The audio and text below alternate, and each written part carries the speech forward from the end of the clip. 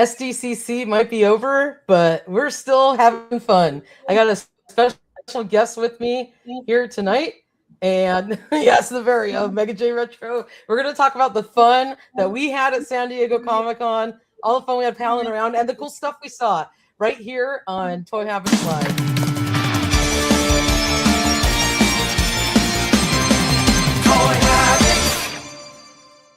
And before we go live, smash that like button, turn on notifications, and subscribe to the channel so you won't miss a beat.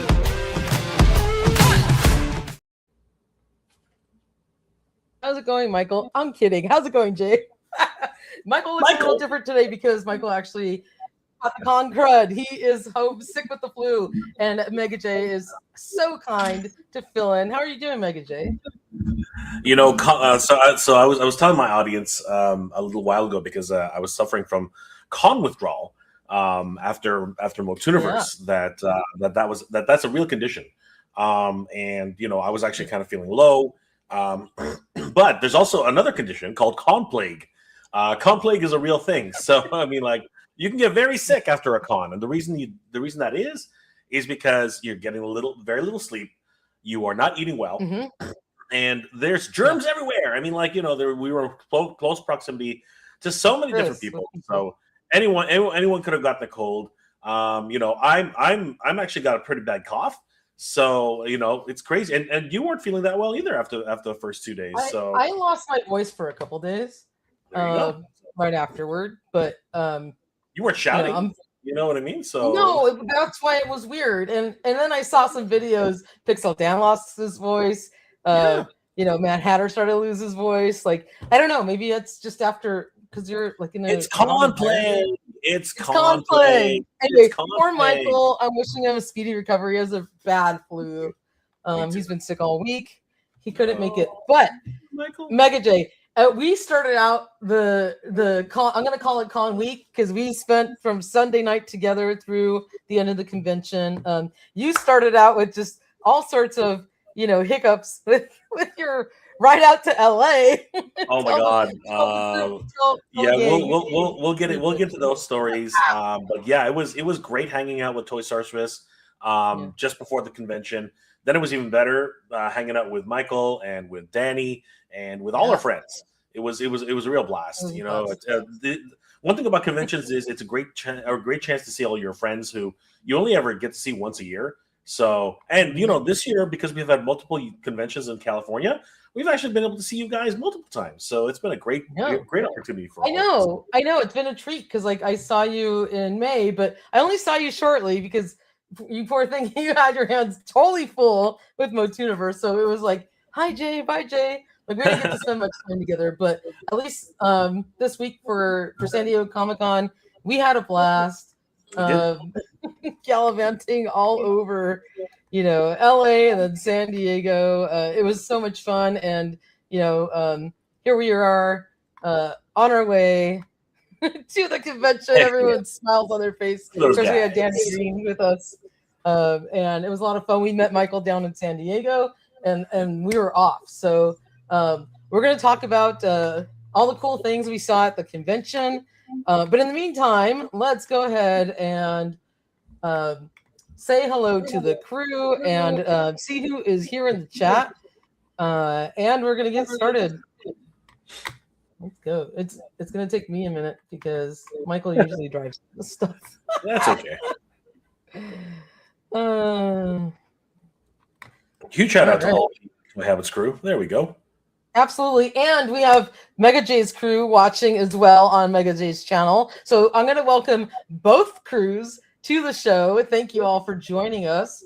And I'm going to, thank our awesome Toy Habits crew members, all of Mega J's members as well for supporting and watching the show. And I'm going to say hi to the chat because we got a lot of people here. So let's check in. We got Pedro Ribeiro joining us. We have a crew member. Stanley's Toy Channel is here. Jordan from Canada is one of your neighbors, Jay.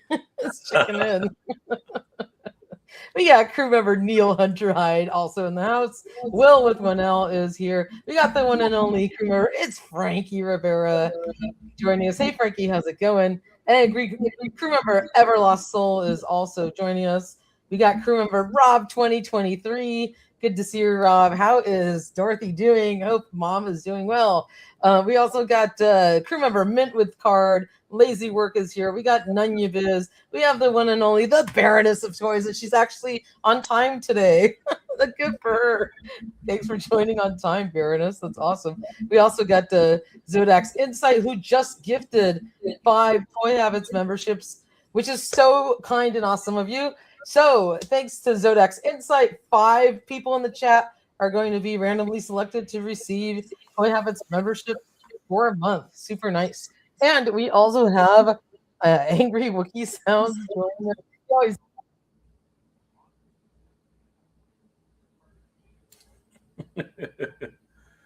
You went on mute all of a sudden. Toy Sorceress, you're on mute. You know what? It was Chewy's fault.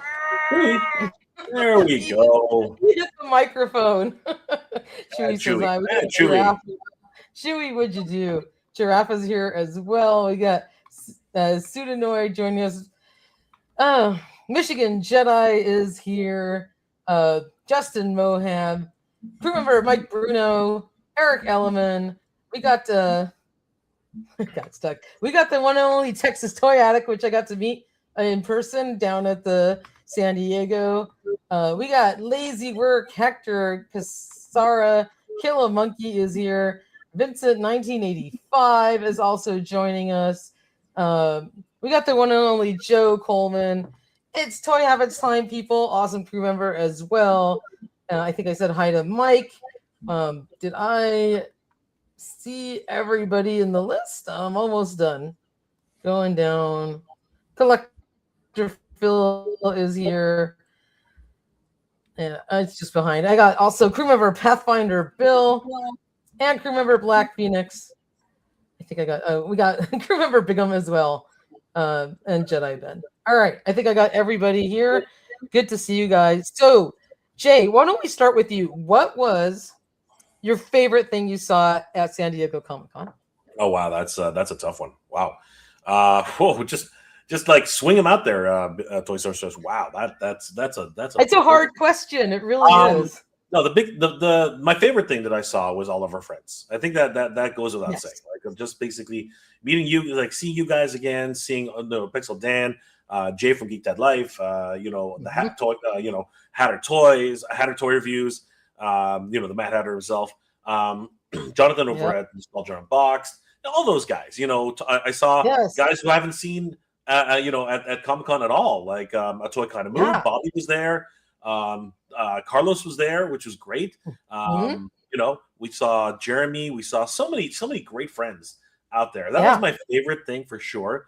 But if you're talking about like, activations or certain things, it's strange because one place that I didn't I did take some video of it, but it's not really going to go on my channel because it's not related to my channel. But one of the things I was able to do was a mutual friend of ours for Mad Hatter and myself, Mauricio. We actually met up, and Danny, who's a video game fan, obviously we're all video game fans, really. We decided to go over to the Marriott, where we knew that there was going to be the video game section for the show over there. So we were over the Marriott. Separate. Okay. Yes, 100%. There is a video game section inside the convention center, but outside there's another video game section at the Marriott. So we decided to go over there, and we checked out the new Tokon Marvel Fighter. So it was a freaking awesome video game. Wow. We also, but that wasn't my favorite. Even though I enjoyed Tokon, I thought it was really cool. My favorite fighting game that we saw there was actually Avatar: The Last Airbender. As many of you guys know, Avatar: The Last Airbender has a movie which is streaming right now on Paramount Plus. But simultaneous to that is the Avatar: The Last Airbender fighting game. Now, I was on the hunt, Toy Sorceress. I was on the hunt to see the Master Universe Dragon Pearl of Destruction. So I caught up with limited run games, and sadly, they had nothing to report. They said that the announced date of October is actually, I think they said September, but they said that the announced date is still pending, and they still have a few bugs to work out. So they didn't even have a demo. They didn't have anything ready for launch. And then later we found out from our good friends over at hemania.com that there actually is a pending date. But at this point, I'm not really sure what's happening with that property. I don't know what's going on with Limited Run Games. My friend Micah over from Motuniverse, he's been telling me that the video game, the beat 'em up video game for the Toxic Avenger, has actually been on hiatus for almost a year and a half. Wow. So I am very concerned, Toy Sorceress. Yes. Well, I want to ask you a question on that note, because if you remember during, and we're going to talk more about this, but during the Mattel Motu panel, they flashed a slide of upcoming video games, and some of them were, kind of smaller. They were mostly mobile. But the Dragon Pearl of Destruction was not shown on that list. No, it was not there. And I was like, what? Yeah, that really concerns me. That really me too, because I was like, that should have been front and center on that 100%. Graphic, and it was missing completely. Instead, it was a whole bunch of mobile games. It was a whole bunch of mobile games, and yes. It was rather disappointing, to be honest with you. Seriously, I was very, very disappointed. So I'm concerned too that there's like issues with the game, and they just like don't have it ready, or I'm hoping it doesn't get like shelved, because there hasn't been like any more talk about it. So hopefully. If it gets shelved, I will be really shocked. They had a playable demo at, I believe it was PAX East. I believe PAX East had a demo. I think it was also at South by Southwest. So I don't get it. I don't understand. They had demos out. They were apparently they were working at the convention. Yeah, PAX East. The video game. Yeah, I think that they had a working demo there, and I believe they did have a working demo at South by Southeast. So again, I'm very, very very, very perplexed and honestly scratching my head as to what's actually going on in the game. I hope it doesn't turn into a Toxic Avenger, a Toxic Crusaders situation where it's been almost a year and a half and nothing, and so far they're still in limbo. That would be terrible. That really would be terrible. That would be like, I hope that doesn't happen. We'll see. It would just be such a shame if the game doesn't come out. Because it looks incredible, and it's so nostalgic for being, like a side-scrolling beam up, type of like Ninja Turtle game, or the game that we're all used to and love playing growing up. So that's the other thing, and it was pulling from the Filmation cartoon, all the characters that we love. I hope and pray that they don't pull it. So we'll see what happens, but totally. Anyway, totally. Yeah. But yes. So yeah, that was the Avatar: The Last Airbender was probably my favorite thing that I saw at the convention at this point. So how about yourself, Sorceress? What was your favorite thing that you saw at the convention? Well, all of you guys was my favorite thing. I loved hanging out with everybody. As you said, we got to see the whole gang. I got to spend time with you and Danny, which was awesome. And of course, got to spend time with Michael, and we all tore it up and shared an Airbnb together. So that's always fun. And of course, Mr. Toy Sorceress was with us for the whole ride. So it was a lot of fun hanging out with everybody. And, we got to see Hatter and Johnny and Pixel Dan and just, GDLJ and everybody was there. Everybody was there. So that was the best part. And we got to see some of our viewers that also came to the convention, which was really awesome. But one thing I did notice is that it was super crowded from day one. Preview night on, it was way more crowded than last year, which made the actual convention experience not as pleasant, I guess, if you want to say, because it felt so hectic and really hard to get around.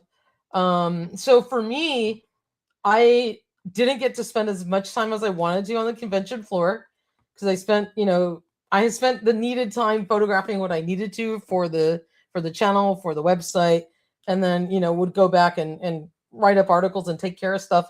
And it was, as you get older, it gets more tiring. So I didn't have as much energy left in my gas tank for when I wanted to actually enjoy the convention and see things for my own fun and enjoyment. Right.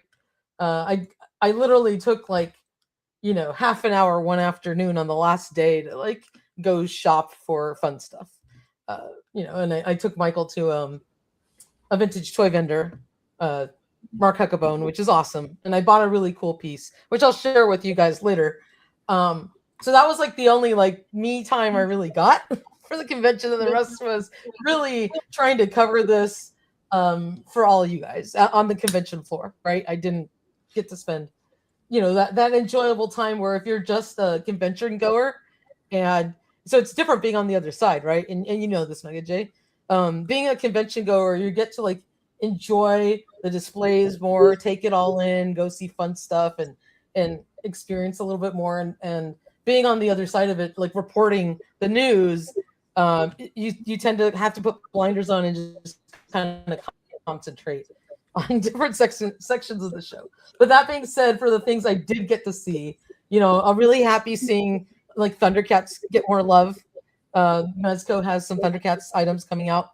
They're doing their 5 points, 5 POA articulated figures, which are really cool. And then they're also doing a 1/12 Lion-O, and I think they teased a Mumra, which is awesome.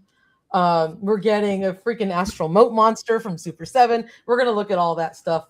And I'm really excited to see that Mattel and the Origins line is getting a refresh with their vintage toys, the vintage style ones. So we'll dive into all of that right now. But those are, just my initial thoughts. Comic-Con's always fun, and the best part of it is hanging out with all of you guys. Being a toy tuber on the other end, it makes it a little bit harder to just enjoy the convention because it's more work for us than anything, right? So that's just like a on my own personal note, like how the way I get to experience it, I guess, if you want to call it that. Lots of well wishes for Michael, so happy to see those. And my comments are running real slow on the screen, so my apologies. Yeah, so let's go ahead and dive in. What do you want to start with? You want to start with Motu news? Because I know these guys are all big Motu fans. Sure. We can talk about what we saw in the Mattel panel first, the panel reveals, because I think there were some exciting things there.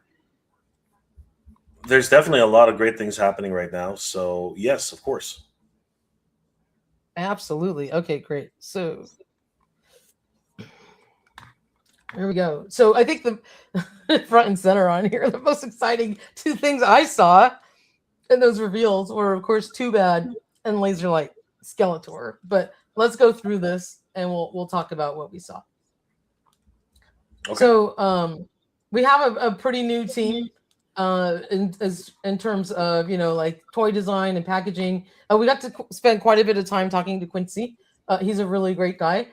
He is the design manager for the Motu team, and we also have Neil Segura, who's now in charge of packaging design as part of this kind of refresh, because I think some of the existing Mattel team moved over to DC. So the first thing we took a look at was the upcoming Chronicles Beastman for the Motu movie, and he's a chunky boy. So what'd you think about this guy? Yeah, so we got to see some work in progress shots. I don't know if you can zoom in on that one, Toy Sorceress. Yeah, absolutely. Give me a second. I'm gonna move Chewie out of here.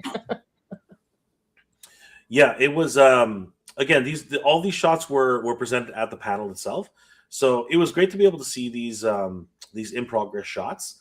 I'm really excited that they're continuing the Chronicles line. I think that that is very exciting, particularly the movie figures, because we'll talk about it a little later. But the Chronicles line will continue outside the movie as well.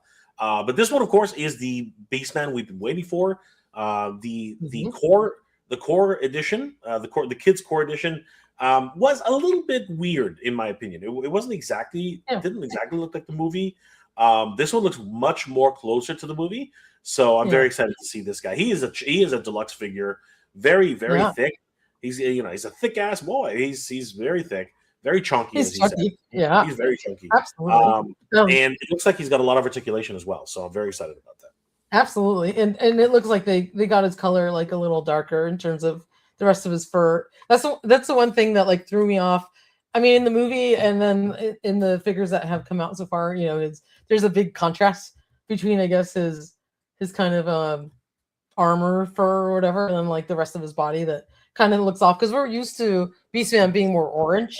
And I like that they darkened up his fur color, even if it's not as movie accurate per se, but then the other figures that they did were a bit too light. So I do like the way that Beastman looks here. His design. Yeah, it's interesting how they decided to show Beastman in the movie.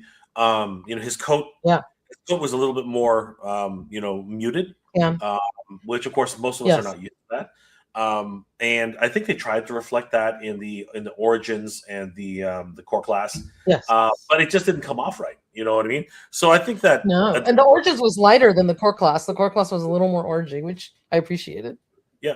And I think that the design team went back to the drawing board and they looked at this and they're like, you know what? The fans recognize this as something else, so we should definitely exactly. By the fans. So I'm glad they made that correction. And my apologies for the giant DoorDash ad there.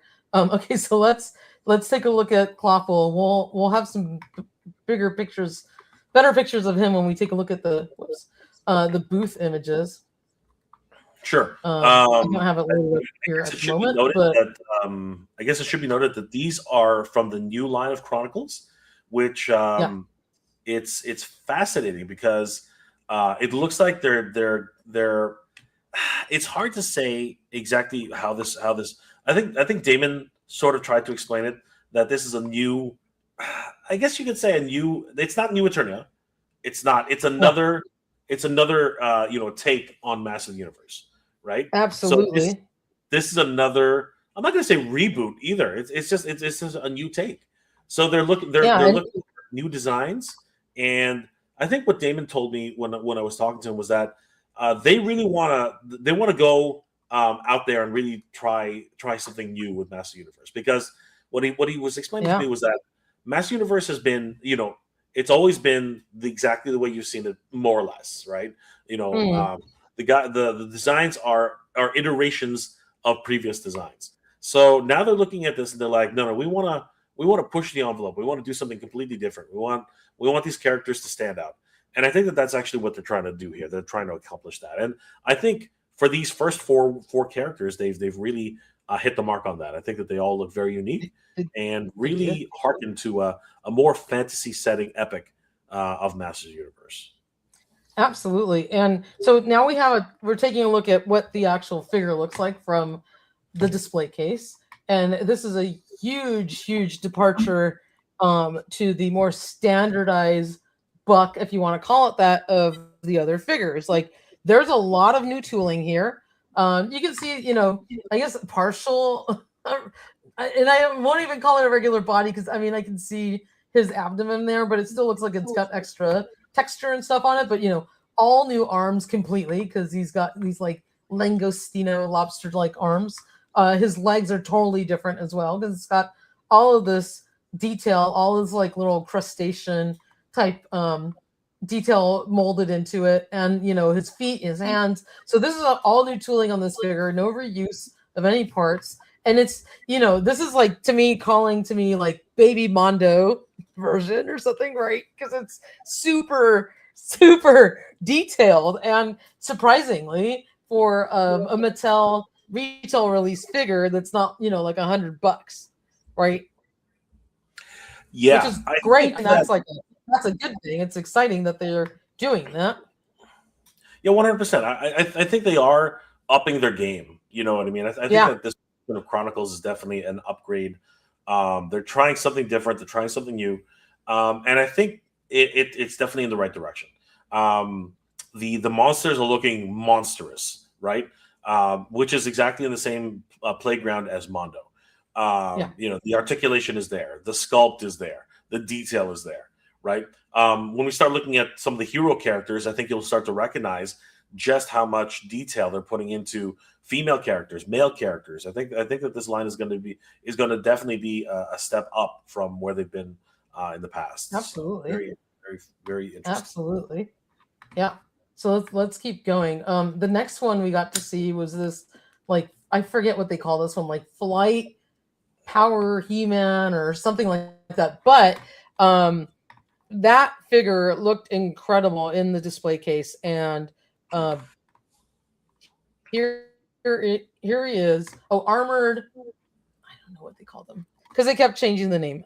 Yeah, but I guess they'll land on a name for him eventually. Like.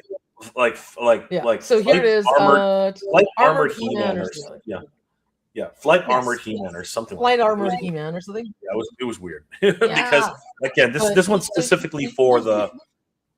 I think this one's specifically for the. For the jet sled. The Sky Sled. I think he matches the Sky Sled almost 100%.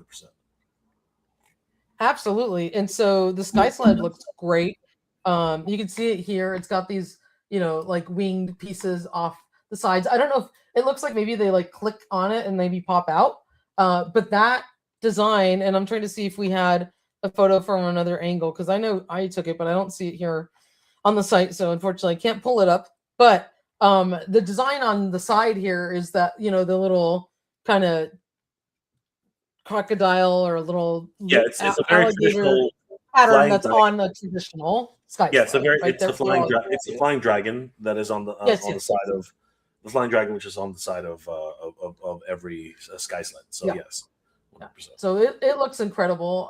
They did an amazing job on this, and so I'm super excited. And so this He-Man has a regular head, and then you can pop his hair off and then put the helmet on him, which is really cool. Absolutely, he looks incredible. Yeah. So that is a really neat one. Oops. All right, let's see what else we saw. And then they showed the new packaging for this Flight Armor, He-Man, and Clawful. So the ones that are going to be non-movie have like this more black motif with the black and gold Masters logos on it. And those are just kind of like, mock-ups. And then they showed a new iteration of Buzz-Off, which was not on display. This is just a working rendering that they're a conceptual model that they're working on. And, he's got a very more 2000X look to him, more insect-like. Yeah, they mentioned that they were working with some designers who were part of the Brutes and Babes section of Wizard magazine from back in the day. So I think that's awesome. Definitely leaning into the heroic nature of Master Universe. So I thought that was brilliant. Yeah. No, he's looking really cool, and so the Chronicles line is taking a different turn when they finish and kind of finish off the movie line and go into these more detailed characters, and I think they're doing an amazing job. Then they showed Goatman, which I'm trying to remember, was he on display as well? Yes, he was on display for Chronicles. Yeah, so let's see if we have a photo of him.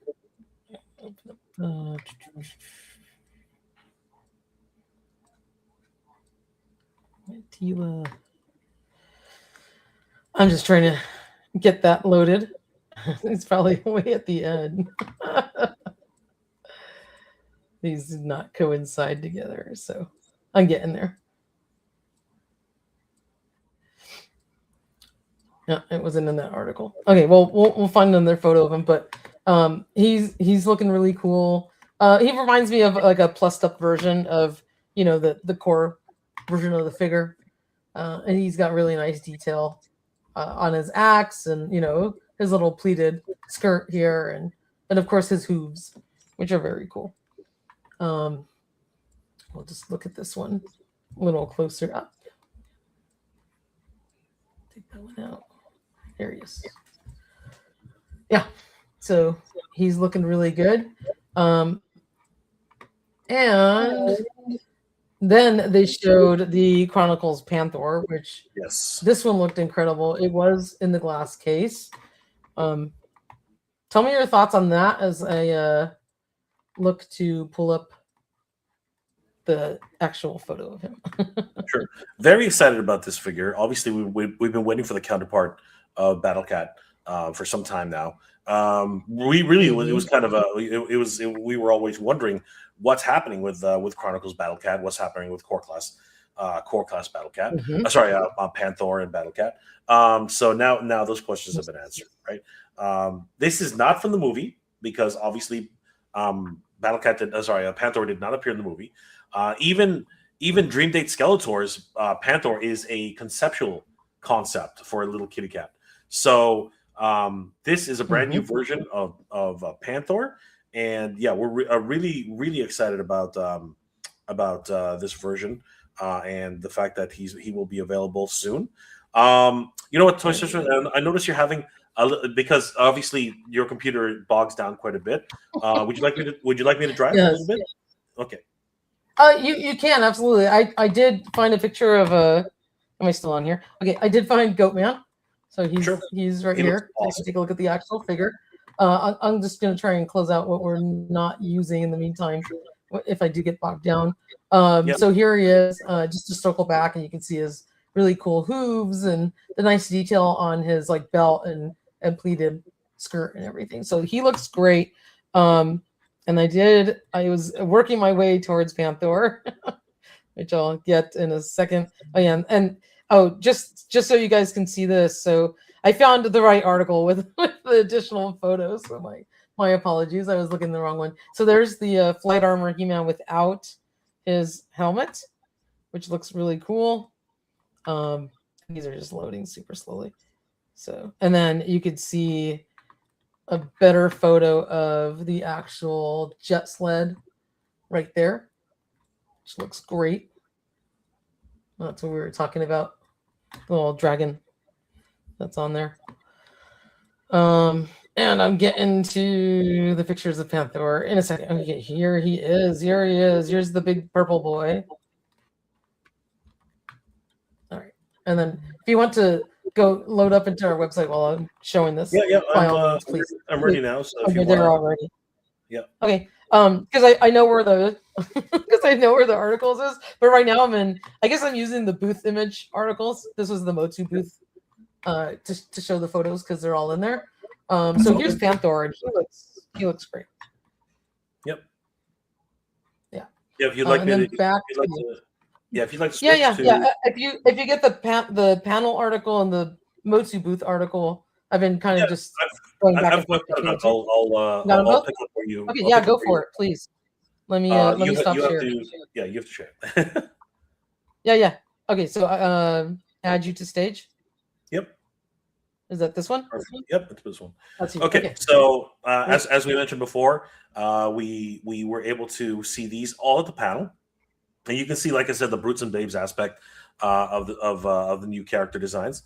So it's going to be really cool to see how Mattel moves forward with this. The work in progress shots are really impressive. I mean, like it's always great to see how these things come together. Actually, I'm surprised, Toy Sorceress, that they give us this much access. You know, they don't usually show.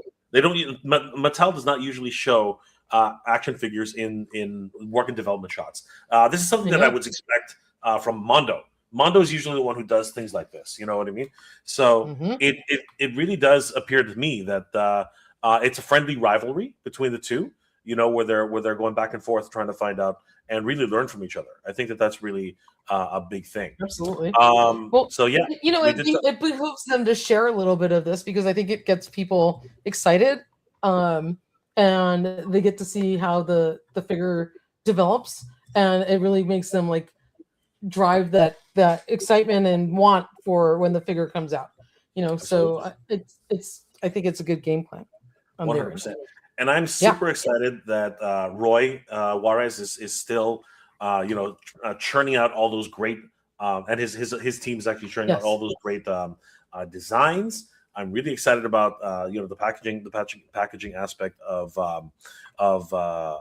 Master Universe as always. One of the things they really highlighted in the reveal for Panther were the eyes. Following very much the same idea with Battle Cat. These eyes are very mysterious. They really follow you, and I thought that was a really cool addition. The mandible is articulated much like Battle Cat, but the armor set, it actually has soft goods furry detail underneath the saddle. I thought that was a really cool. I had that pulled up right here, so you can see the furry on the saddle. Yeah, it's a great addition to the figures. I'm very excited how it all came together. And again, I'm very much surprised that they gave us all this access for Masters of the Universe. It was definitely one of those things where it was a rare glimpse into what Mattel is up to for us. You know what I mean, and what Mattel has planned for the future of the line, which is great. You know what I mean? I'm very much excited about how we're going to be seeing new developments for Master Universe, and it's great to see how all these are coming together. Absolutely. So let's go back, and now we're actually getting to see some of the closer shots here. One of the new reveals that was happening for Chronicles for the movie edition is definitely Mechaneck. One of my favorite characters growing up. This neck is absolutely gigantic. They didn't say whether it was a bendy neck. I'm not sure. I think they did. It's a bendy wire. Nice. So as you can see, it's not segmented. Yes, it is. Masterverse one was. So it's one singular piece. It's all bendy. Absolutely, which is really cool. So, very excited about that. The character is very much reminiscent of the original character from the 80s. His armor set has those opening, cage-like appearance. So I'm really glad that Travis Knight really leaned into the aesthetic of the cartoon and of course the action figures. He looks great. Look at the detail on his gloves and stuff. Yeah, the gloves are really cool. And what I really like is that they're not afraid to incorporate new tooling in this, because his arms are mechanical, right? And you don't really see that with many of the other characters. So it's a brave move for Mattel not to reuse every single character over and over again. You know what I mean? Like, these are very much one-off characters in terms of their overall design. So very interesting in the way they're doing this. He looks great. Yeah. Going back now to I don't know what to call it exactly. I guess it would be the new the future of Master Universe Chronicles. We have Teela, and man, does she ever look completely different from. So they're calling it Chronicles Armored Teela. Teela, okay. Armored Teela. So I mean, just from the ground up, I mean, she has two very different styles of boots. You know what I mean? Yeah. One of them is armored, and this is actually harkening to the Man-at-Arms type of featurette, right? Where Man-at-Arms originally, when he was released, he only had one shin guard and one bare leg, right? I think that sort of is mirrored here with the one armored and one bare leg. You know what I mean? Yeah. It's fascinating. Here's the only thing that I'm concerned with this particular character. Her feet are very small. Oh, she's gonna tip over. Oh yeah. If you've ever, you can see she has putty on her right there on the finger, keeping her up. I know the glue. It's more like glue. I don't even think that's putty. I think it's glue. For anybody for anybody who's collected female characters, you'll know how notoriously difficult it is to actually get them to stand properly, especially if they have heels. Heels are absolutely horrible for female characters. But the legs, the way they're designed, everything's new from the ground up. I love this new shield design that she's got. Very fantastic in its overall look. Yeah. It's a very, dare I say, that this is the most this is the most ambitious Teela I've seen in a mainline character in decades. I mean, she used to have a plunging V line. Now it's like completely out there. You know what I mean? Toy Sorceress. This Oh, is you like know, she's got 2 cinnamon buns hanging out there. it's crazy. That's the only thing. That's the only thing. The only covering she's got. Like she is like we're talking about He-Man esque type of design here. This is crazy. I used to be. There's zero neckline. It's gone. I used to blush when she had the neckline. Now I'm like, whoa, what that? Whoa, right? I mean, the cartoon collection Tila that already made me raise my eyebrow. Like you can take off her bodice. You can take off her bodice. What the hell? And I made a joke saying that she's naked underneath, right? But obviously they have a painted top. But enterprising YouTube toy tubers out there have gone that extra mile. Mr. Home Arcade, and just made that happen. So Kill a monkey's comment. Crazy. Oh but God, overall, cracking me up. she's got a single shoulder pauldron, again, much like her father, right? The Man at Arms, and one bare shoulder. I think this is in very much the reference to that she is now the Man at Arms. You know what I mean? I think that's actually part of what it is. Her new headdress is very beautiful. It's beautiful. You see Ka right there. You know what I mean? Ka is actually incorporated right into her headdress, right at the top, right? The Ka motif is completely. This is a beautiful new version of Tila, and I dare say this is one of the most beautiful takes on this character that I've seen in a while. When they released what's called New Eternia Evelyn, I was like, man, that is a crazy sculpt.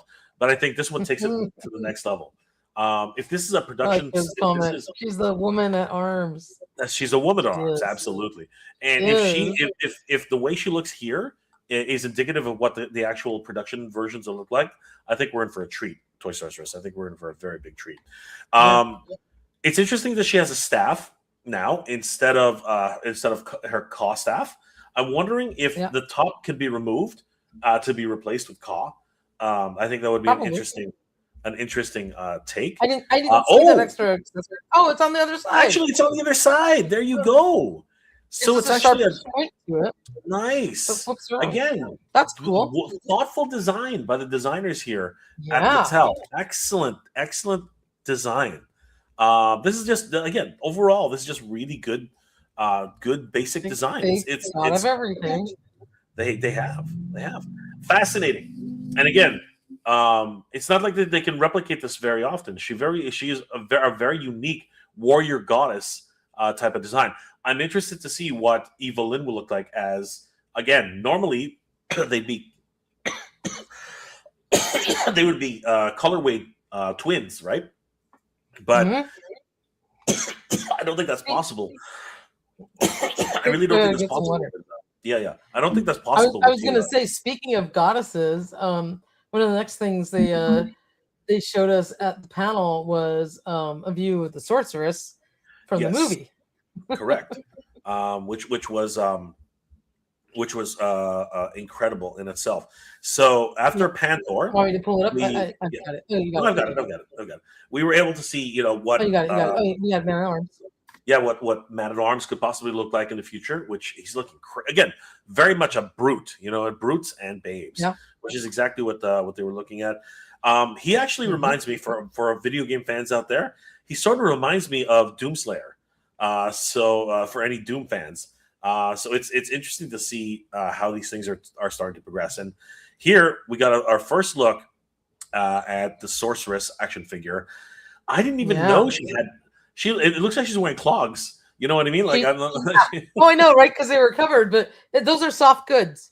They dressed her in soft goods. Oh, which is nice. Awesome. Which is nice. Yes. That's excellent. She comes with her counterpart Czar. So very fascinating to see this version of Sorceress. Yeah, again, and look at the detail on Zoar. Like, you can see like the falcon, like the little prints on his wings, and like the patterning. Besides the color, which I think looks incredible. And then even on the other view on his like belly and stuff, it looks incredible. Yeah, I love that. It definitely has this multiple feathered type of look, and it's fascinating. So, and as you mentioned earlier, that is a lot of soft goods. Like that's a drapery right there. It's Yeah. huge. So she literally is like, I think she will be a deluxe figure. And so much the fact that she comes with her own mini companion, a familiar. And again, she looks fabulous. But those shoes, man, those shoes are something else. I was quite taken aback by those shoes. I was like, wow. I like them. I think they're very cute. She's a fashionable sorceress. You know what I mean? She's definitely high fashion for the sorceress. Like, crazy. Wow. Those are pretty sweet. Yeah, I think she looks great. I'm excited about her. And you can really see, like, you know, the orange and the blues that call out to the classic look of the sorceress, which I think in some scenes in the movie it was a little bit more washed out because of the lighting. And you couldn't see it as good. But I know the actual costume was much more vibrant because when we saw it on display, some of our friends went to go look at the costumes on display in London. They got to go tour. You can see the nice intricate colors, the details, and it was really there. So in the movie, it came out. It looked a little lighter. I wish it was lit a little bit more vibrantly. And in the toy, I love that they brought that color back out. Absolutely, so that's great. Absolutely. So yeah, very, very, very happy to have seen this at the panel.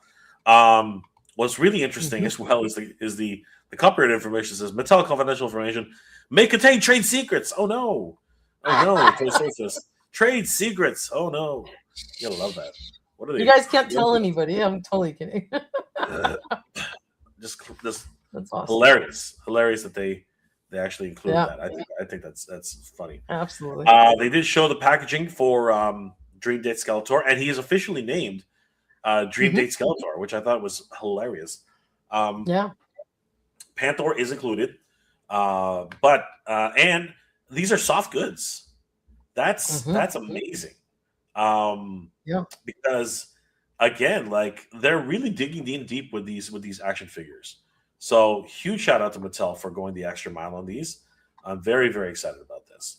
They had a planogram of releases. So Wave 1 for Chronicles lineup in 2027 will be Flight Armor He-Man, Clawful, and Mechanic. And then Wave 2 will be Armored Tila, Merman, and Fisto. That's the one we forgot to take a look at. But anyway, Wave 3 will be Man He at looks Arms. really similar to the first one. His fists had a little bit more color and a couple fingers were articulated. But Yep. Man at Arms, Buzz Off, and Spikor, which is fascinating. We didn't see Spikor at all. They didn't even show any concept designs. So it's interesting that they're announcing that right now. And speaking of Merman, so we do have photos of him. He was on display in the booth. And he's worth looking at because that is a totally new take on Merman. It is. And it's great. It's great to see him there. He's just under. Yeah. And if you go hold on to photos. Yeah. I just want to draw attention again to, like, honestly, we're being treated to a brand new design for all these characters. But there he is. There is Merman. And he's looking very Creature from the Black Lagoon-ish. You know what I mean? Oh, yeah. Much more of a Submariner type of idea. He looks crazy. So, yeah. He's the leader of Aquatica. also harkening towards a sort of 2000X design as well. His fin on the back is actually his bracers and stuff look like coral, right? I mean, if you look at the detail on that. And they're actually the coral as well as the seaweed, right? Yeah. For his loincloth. And he has a fin on his back. Yes. And they're translucent, right? Yes. It's actually clear plastic, which is an interesting take on that. Even his fins on the side of his arms are also translucent. Right? And in between his fingers. Yeah. Oh, yeah. That's fascinating. Meaning that his whole hand is actually translucent. They just painted it, right? Yeah. That's fascinating. Even his web feet. Yeah. Again, they're wow. They really are going that extra mile. We don't know if that will survive the final production, but it's cool to see. It's cool to see what they're doing with these characters and for the concepts. Absolutely. There's Fisto with his different colored hand. Very cool. Not really sure about the face though. I think this is a very early production. Might actually end up being a different face later on. But yeah, you can see this is definitely a paint master. You can see how the paint is actually quite thick. But the hand, again, very much a paint master, I think. We'll probably see some running changes on this as it goes forward. But good to see that he's coming into the line. I'm very excited to see how that's going to be incorporated.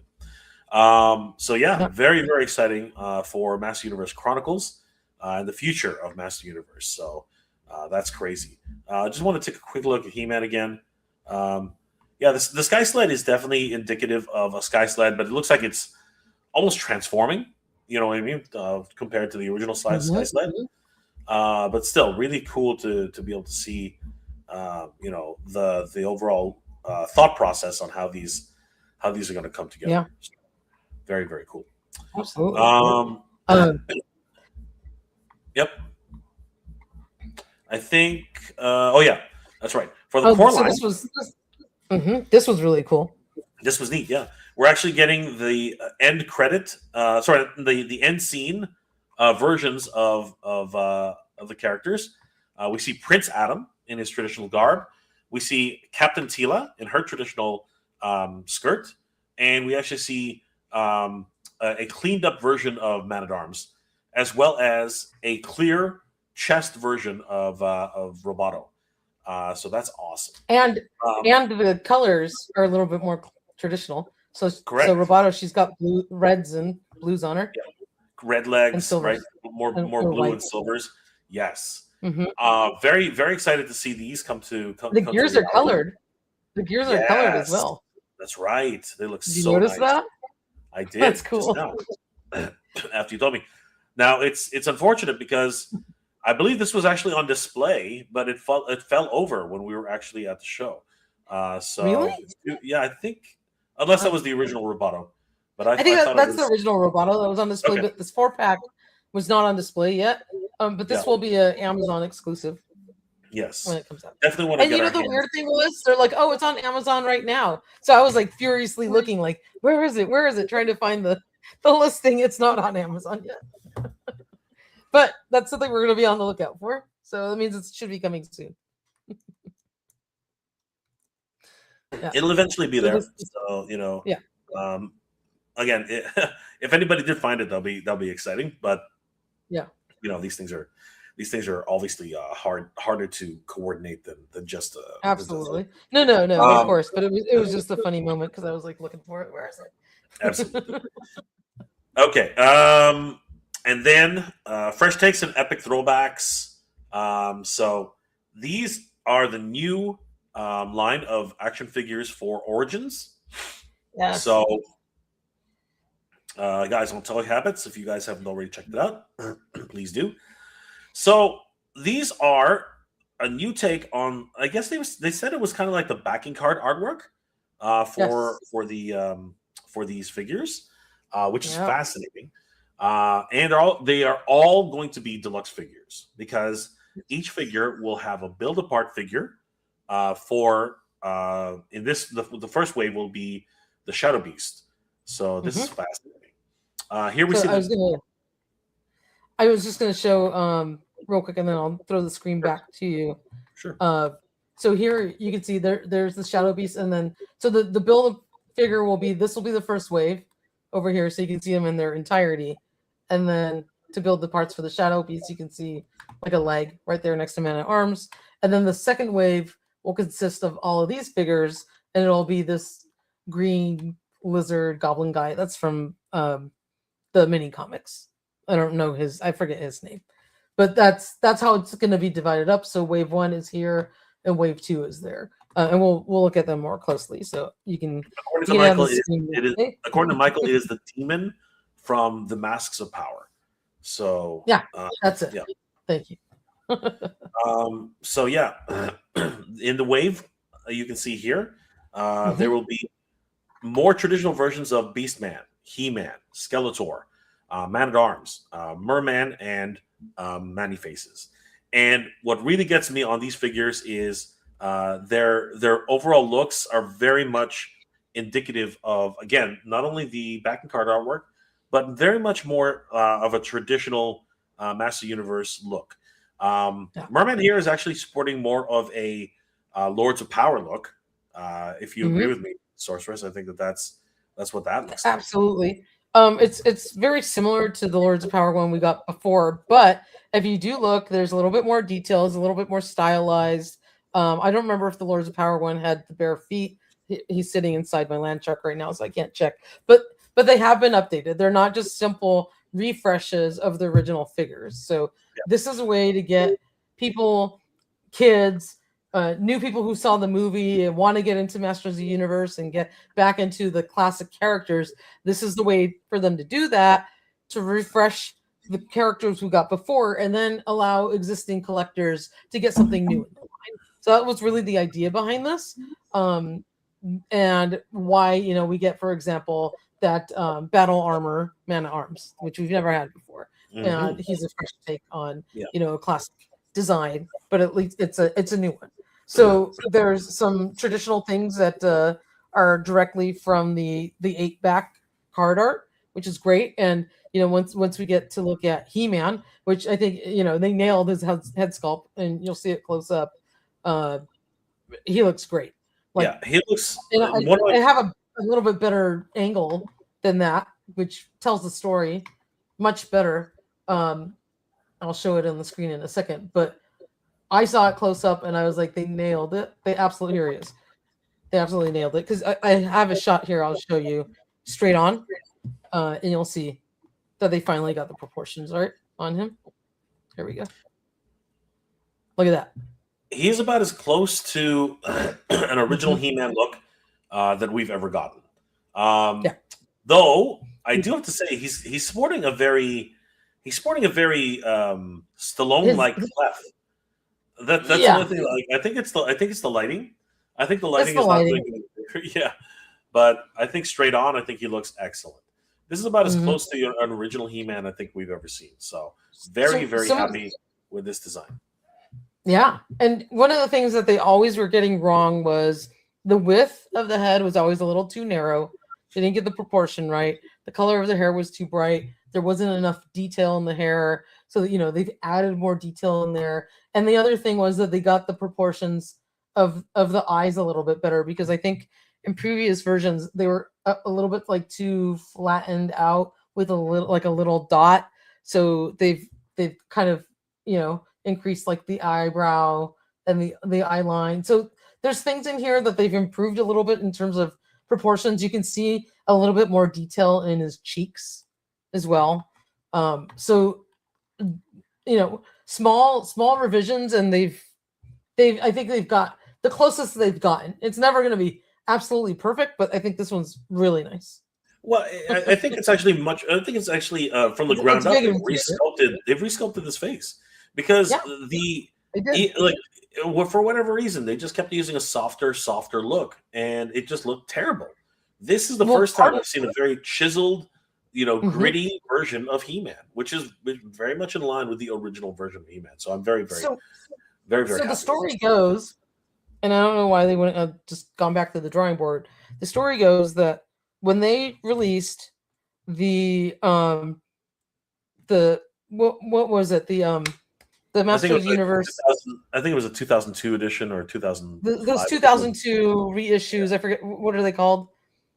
That were anniversary. Those anniversary figures, and I don't know why I can't think of it right now. It starts with the C.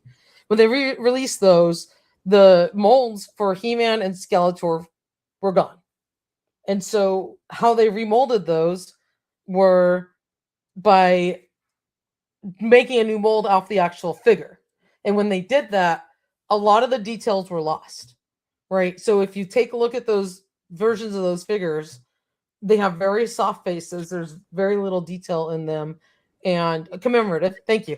Commemorative.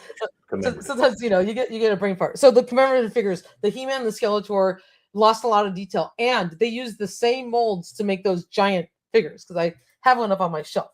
I bought it. The head looked terrible, and I bought a 3D printed head, and I painted it and changed it out in there because it had a lot more detail. So when it came to doing the Origins figures, they kind of started at that point. Maybe they added a little bit more detail, but they never really went back to kind of retool He-Man's head to that original look. And now it looks like they went the extra mile and they got the proportions right, and they added the additional detail, and they're now working with, the proper information to give us a truly classic and vintage style He-Man. I was saying from the very beginning, they should just go and make another figure. I was saying, grab Tommy Hodges, grab any sculptor, they'll be able to do it.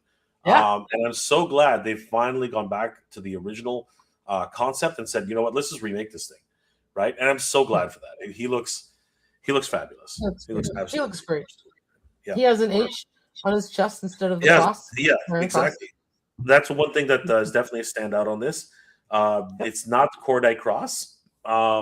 Again, strange. I am sort of disappointed in that a little bit. For years we've always had the Cordite cross. Even the original He-Man, the Origins He-Man, right? It still has the cross, and now it does. And I don't know, but it's in the original gray color. It's not like the bluish origin gray. It does look a lot like a vintage chest armor. It does, which is cool. But it doesn't have the Cordite cross, which is it's just a shame. I mean, after bringing it back, you'd think after bringing it back in the movie, why wouldn't they just leave it, right? But for whatever reason, Mattel is still trying for whatever reason to distance themselves from that cross. To change. It's so strange. To change. It is. I don't know why. I don't know why they did it. He also has an additional wrist bracer on his right arm that you can see here, which is pretty cool. And then, his standard power sword and shield. So yeah, but he looks good. Yeah, again, very very impressed with this new line.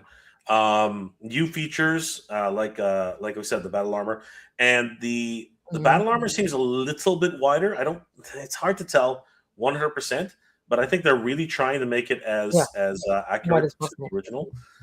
It's interesting that Man at Arms has almost energy like weapons, like he's got an energy mace and he's got an energy shield. So interesting to see those. Those are cool. Yep. Skeletor actually has his original Origins face, which is interesting. But it is a little bit different. If you take a look at it, the nose is a little bit shallower. The details are a little bit more bony. So it's interesting to see this version of Skeletor. And again, the feet are a dead giveaway because I do believe that the original Origins feet do not look like that. So interesting to see how those are developed. Manny Faces is very much his card art style, very pale in his overall appearance, and he actually looks very much akin to his comic book counterparts. So interesting to see that. I really like this. Great. I really like this Beastman. This Beastman is one of my favorite. The face is very much original 8-pack. I'm really liking this. His whip is very unique now. It's a departure from the standard, Big Jim whip. I think this is great. No, he looks fantastic. Yeah, one thing that's kind of weirding me out, his medallion. It looks like an eye. It's not supposed to be an eye. That's supposed to be some sort of like dial, but for whatever reason, the way they painted the middle, it looks like an eye now, which is kind of weird. Yeah, I know.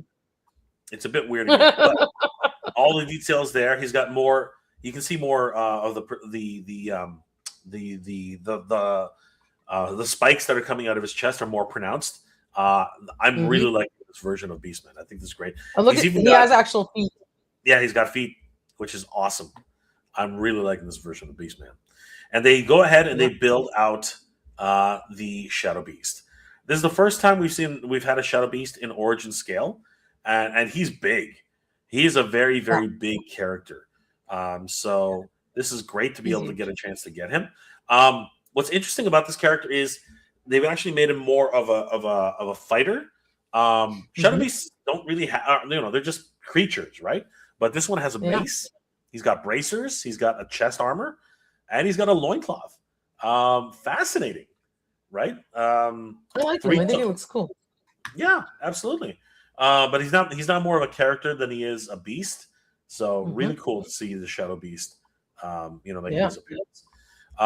Then the Masks of Power, a demon. To build him out, we really got some interesting characters. Wave 2, I'm going to call it Wave 2. I don't know if it's actually Wave 2. But we have Trapjaw, Zodak. Yeah, we have Trapjaw, Zodak, Stratos, Battle Armor He-Man, Faker, and this one's amazing. We have what appears to be Faker Tila, which is crazy. Now, I thought at first it was Anti-Eternia Tila, but then I realized Anti-Eternia Tila is all black. So for sure, this is definitely it's Faker Tila, yeah, which is awesome. They are once again very much in their style of the card backs, which is cool. Different, the colors are very reminiscent of that style. You can see that these are color samples because you can see the paint just flaking right off. But this Tila is top notch. She looks freaking incredible. I think they might change the Ka headdress a little bit. It looks a little bit off to me, but I mean, she looks awesome. The blood red eyes. What are your thoughts on Tila, Toy Sorceress? I mean, the character looks cool. The Faker ones that have never been like my total cup of tea. So, I like her in her traditional look. But I mean, I like the new headdress. I think they did a really cool job on that. And a lot of people are going to be excited about this one. And it's a new take and it's a new character. You can say she has like a new loincloth and stuff. So he looks pretty cool. I'm really looking forward to seeing this one. I think this one's amazing. Yeah. Now, Battle Armor He-Man. This is neat because they really are trying. It's hard to see at this angle, but they really are trying to get the chest a little bit wider, I think. Yeah. It's a brand new design for the Battle Armor, and I myself was a bit critical about the original the Origins Battle Armor. I wasn't really a fan of it, but I think they're really trying to get this one back to a traditional Battle Armor for Battle Armor He-Man. So very excited about that. Don't know what's going on with that head. Yeah, like I said, terrible. I think that this is a paint master, though. I think that the other one was a little bit more. I know what happened with the heads because I talked to Gabriella. So did you? Okay. Some of the heads got mixed up when they were putting the display, and she just kind of grabbed what she thought was the right heads and threw some in there. So I don't know if maybe that one. I think the He-Man one was the right head. Maybe that one she just grabbed the wrong head. Yeah. I really am hoping for that too because this one did not look that great compared to the original. No. And I'm gonna assume if they re-sculpted his head for the original He-Man, they're gonna use the same dang head on this one. So there should be no reason not to. Maybe they'll change the hair color slightly or something. Yeah, exactly. But it would be the same one. But what I was gonna say was on the Battle Armor He-Man, the reason we get such a tiny little battle armor, and I don't know if I need to say this because stating the obvious, because Origins figures are modular and they come apart. That big peg section that comes out of the shoulders that pegs into the figure, that whole mechanism is in the way. So before the first version of it, they weren't able to make the battle armor wide enough to fit that drum to spin around because you had the shoulder pegs inside the figure, right? That takes up a lot of room. Whereas on the vintage figure, if you take the figure apart, the arms are by themselves and they have a hole in it. And so the body has a little peg sticking out of it on the vintage toy, right? And the arm would attach to that peg that's on the body. It's like molded out and outy, right? Where this has pegs going in from the arms. It takes up more room. So that's the reason that the battle armor piece was so small, because of the mechanism inside. You see this peg like on obviously this is from Man, but that peg's inside the chest that goes in the body, and that takes up room, and that's why they weren't able to get that chest piece so big. The vintage figures the arms just attached to an actual peg that's molded into the chest that sticks out of it. So Yeah. there was room for the drum. That's why they have a much larger drum. So it looks like they found a way to make a little bit more space and widen the chest drum that's on the new figures, which is good. Yes, which is exactly what we want. We want to again. We're not looking for like it's nice to get as close as possible. I really would have liked because the original one is huge. It's actually pretty big, right? But as you said, the way Master Universe figures originally were designed was the slot was actually the peg was on the character. And it came out of the character like this. It protruded out instead of the slots. There's a hole actually in the arm instead. Yeah, right. It was the opposite. Yeah. So exactly. So there was nothing in the way of the chest that they could make. Correct. That nice wide. That's actually why it appears like that. But still, and it is a drum that spins around inside the chest. That's what does it. Just Correct. like on the Hot Wheels toy. Yeah, for battle damage on Hot Wheels. Correct. Exactly. That's still fascinating to be able to see this guy. Faker is a fan favorite, and he looks awesome here with the more crimson armor instead of the purple. I think I prefer it that way. I really like the way that looks. And again, harkening very much to the backing card design, which is awesome. If you look carefully, you can actually see he's got his tape deck right inside of his chest, which is awesome. I love that. Yeah.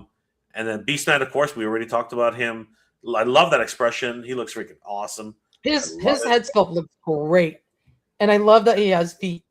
He actually has toes now and not socks. It's so cool, right?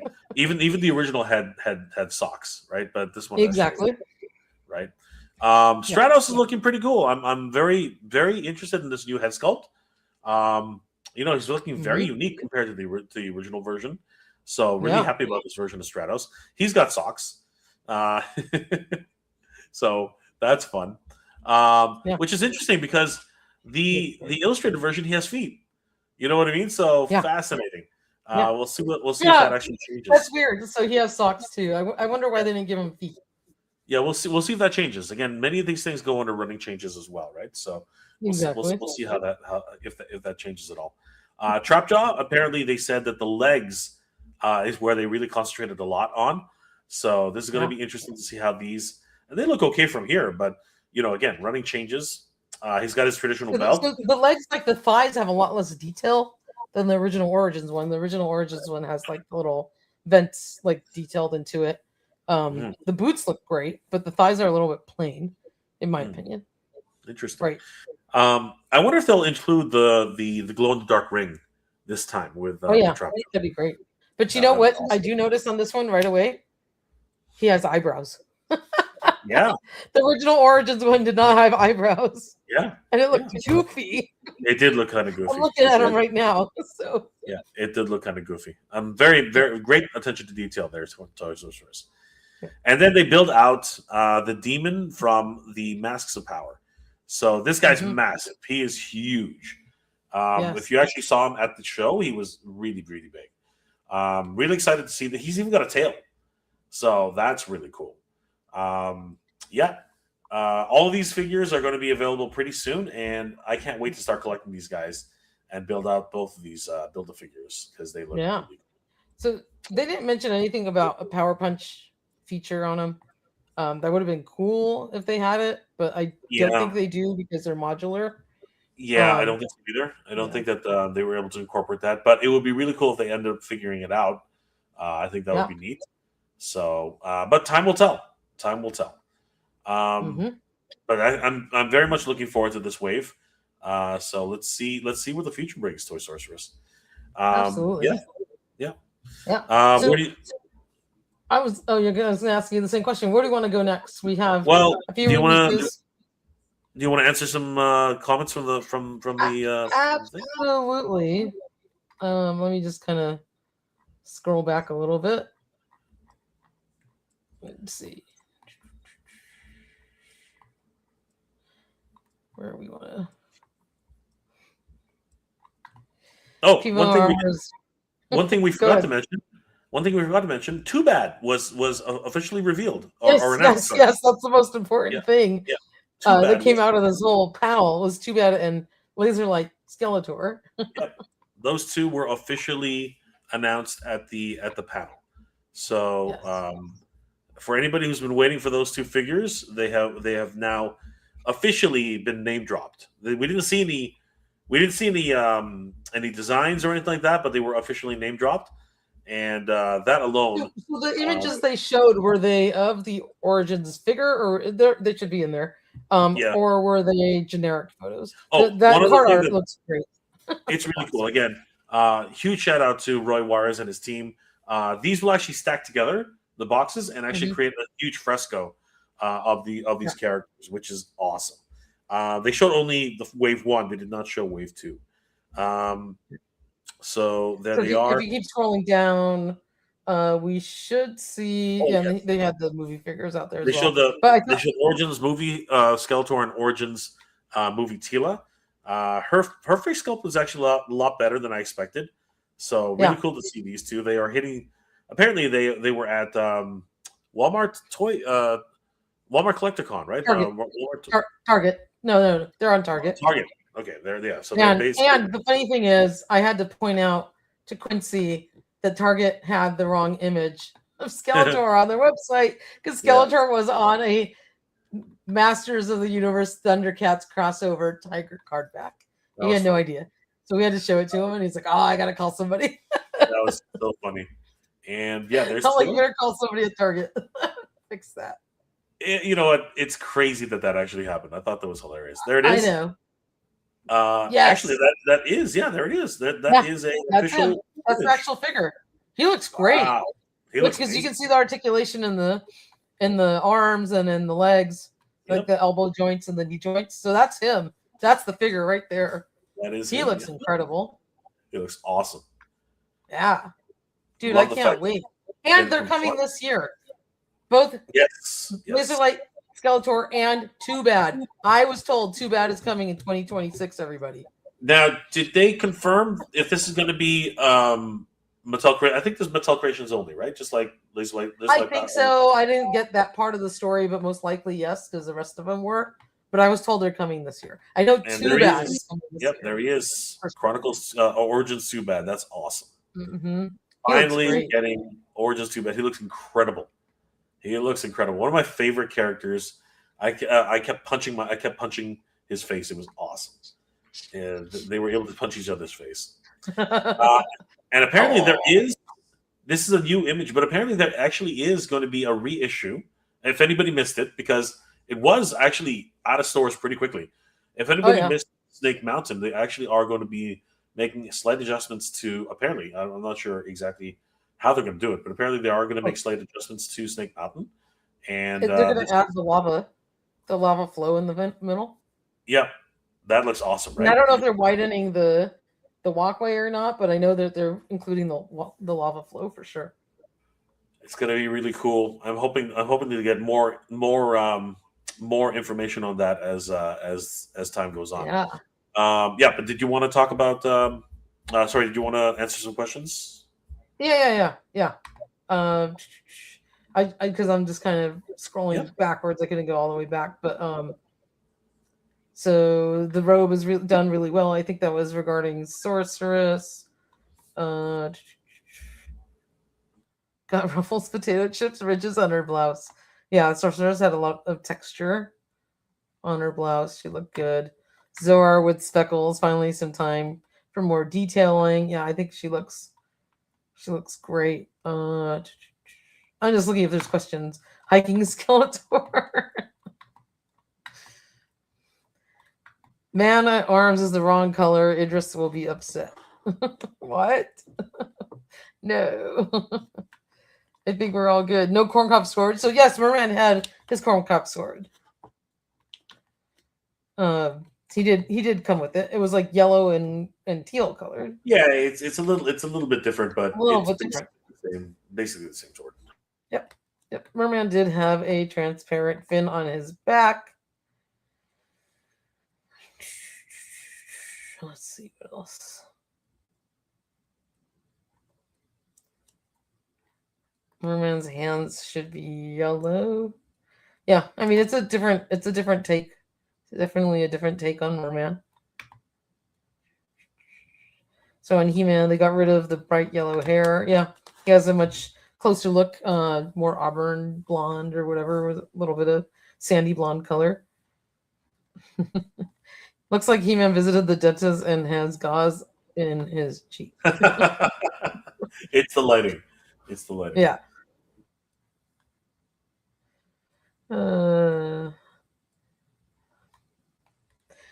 So Frankie says he'll be swapping the armor, getting this version of He-Man. Yeah, you absolutely can do that. And don't forget, if you bought, the Power Punch version of He-Man and you like that armor that's on him, and it's very vintage looking, you can always swap it out. So I think you have options to do some cool stuff.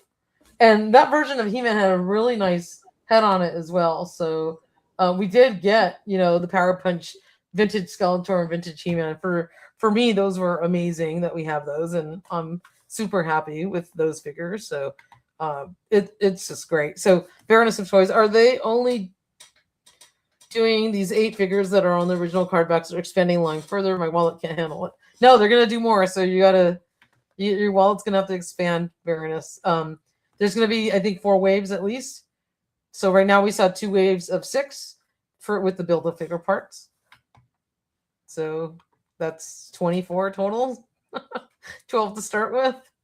So get ready and make some space. The Shadow Beast is supposed to be brown. Well, I mean, I guess I liked his color. I think he looks good. The coat's supposed to be black, but the skin is supposed to be brown. This is a different take, right? And again, this is according to the backing card artwork. So maybe they're referencing that instead, right? Not the Filmation. So yeah.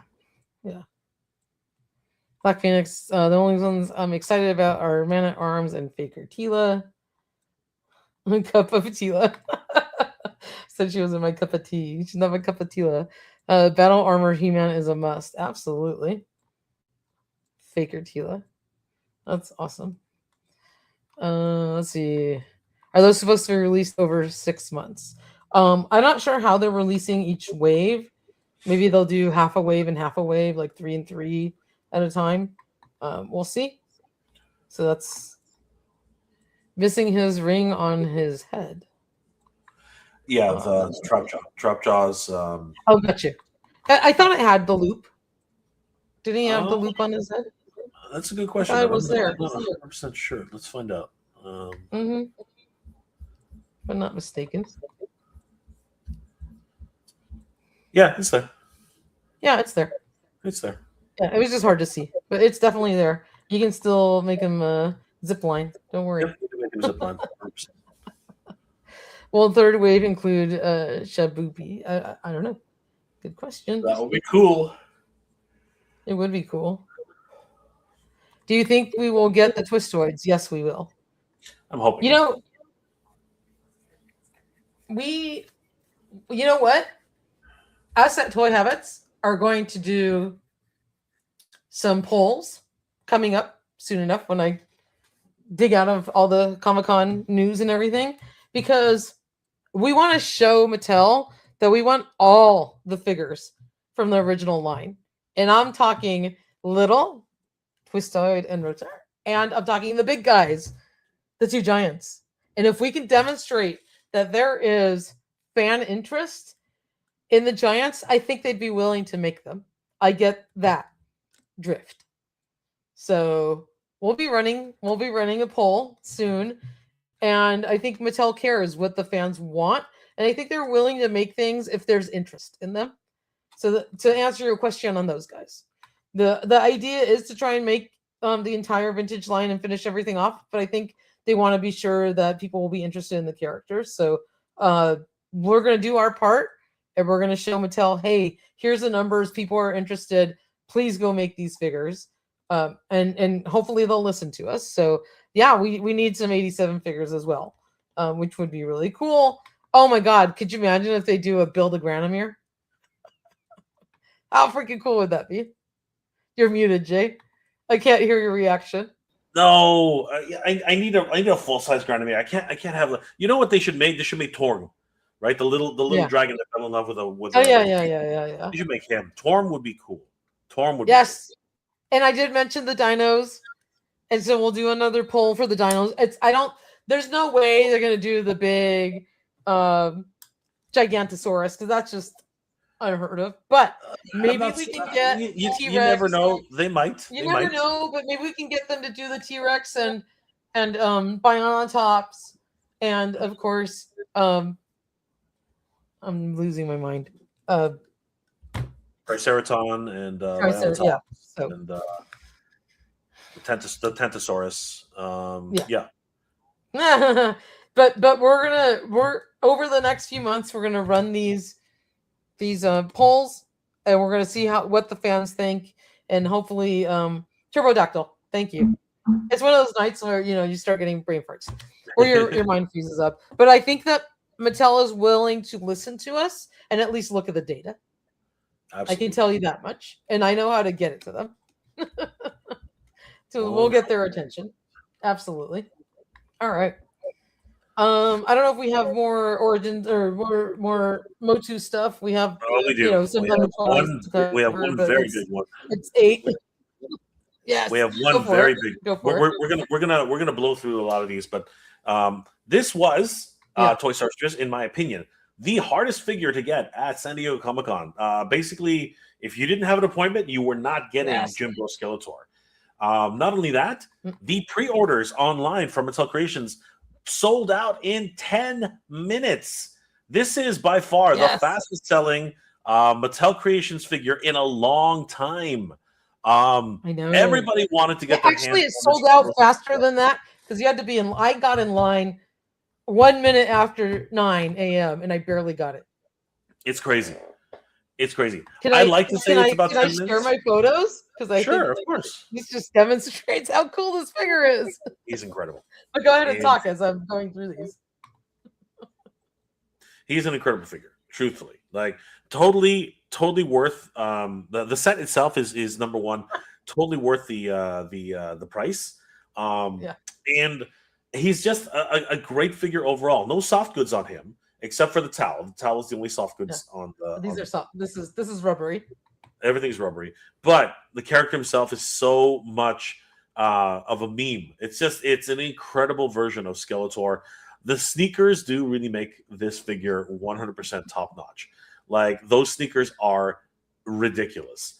The weights are actually pretty weighty. It's pretty crazy how these things come together. And I love the fact that Toy Sorceress went through the whole workout routine here. Speaking of that, he's got a full workout routine, his own evil workout routine. Yes. So it's crazy to see how much detail, how much fun they had with this character. Jimbro Skeletor, I hope everybody got him who wanted him because it was a nightmare trying to get him at the show. It was a nightmare trying to get him at the show, and he sold out so fast on MattelCreations.com. This was definitely the prize for Master Universe. Do you and you know what? They were handing out towels. Do you have the towel, Toy Sorceress? Where is it? I do. I have a towel right here. I left Jimbro downstairs. But the towel. Oh, she's opening it right now. Look at this. I have not unfolded it yet. She's got the full towel. Look at this. This was handed out for free at the show. Look at that. By the power. Look at that. Not that by the power of these abs. He's pulling a Hulk Hogan. You gotta love it. A beautiful mini towel, and it really is a towel. It's a 100% towel. So cherry cloth, yeah, it's really nice. Yep, it's crazy. The print on it is excellent. It's vibrant. Congratulations to anybody who picked up that towel because those were going fast. People really wanted that towel. It was crazy. Yeah. This Jimbro Skeletor, one of the fastest selling Mattel Creations exclusives in quite a while, some time. This is all like rubbery, so it, the thing like bends. It's pretty easy. It comes with a diorama. It comes with its own. That's the backdrop box. It's beautiful. It's beautiful. And Mr. Toy Sorceress wants one for himself, so he's got this. Well, this is for him. I only snagged one because you could only get one. I could only get one. Yeah. So this is gonna go in Mr. Toy Sorceress's home gym. I promised him. Right? So awesome. So it's his. When I showed him, he was really excited about it. It was crazy. He was. He loves it. He was like happy. I was like sweating it when I was in line on the virtual line. I didn't know if I was going to get him or not. Yeah, But, it was pretty crazy. All right, we're gonna blow through a lot of these because again we're short on time now. On display was the hologram versions of Mask. These are really cool, and they actually had Wave 2 on display as well. What are your thoughts about these? The fact that they're actually releasing them in their original scale, Toy Sorceress. I have the first wave of Mask vehicles and figures, and they look great. Sometimes some of the little transformation doesn't work as smoothly as I wanted it to. So I'm hoping on the second wave that they've worked out a little bit of that mechanics to work a little bit better. But they look really good, and they have a lot of detail. I love that they added all the little blast effects. That one's, these are like super colorful, so I think they look great. Yeah.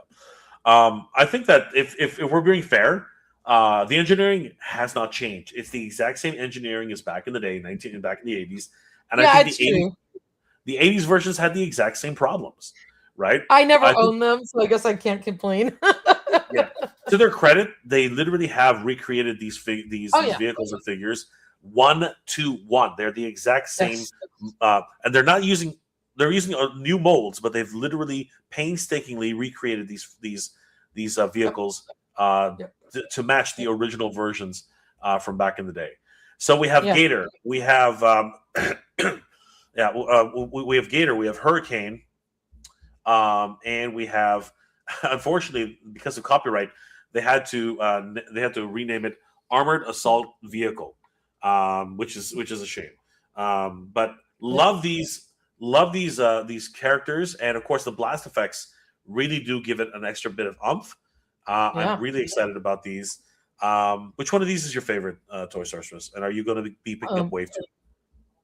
I think I'm only going to pick up Gator. I'm totally out of space, and my Mask shelf got given the boot to fit some vintage boot fighters, and so now I got to figure out where they're going to go. So I may only get just one of these because I just don't have a place to display it. And for me, unfortunately, if I can't display something, I don't have room to just store it.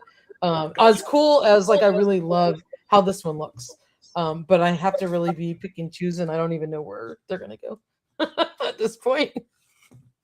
Unless I figure out where to vacate some space and display them. If I do, then I'll pick up some more. How about you?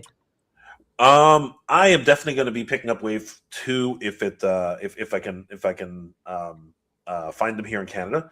I think what they're doing is amazing. What were your thoughts on the hologram editions here that were exclusive to San Diego Comic-Con? I thought those looked rad. I really love, the little grid patterns because it's just like the opening of the cartoon. I thought it was a brilliant way to remake these and have them glow in the dark.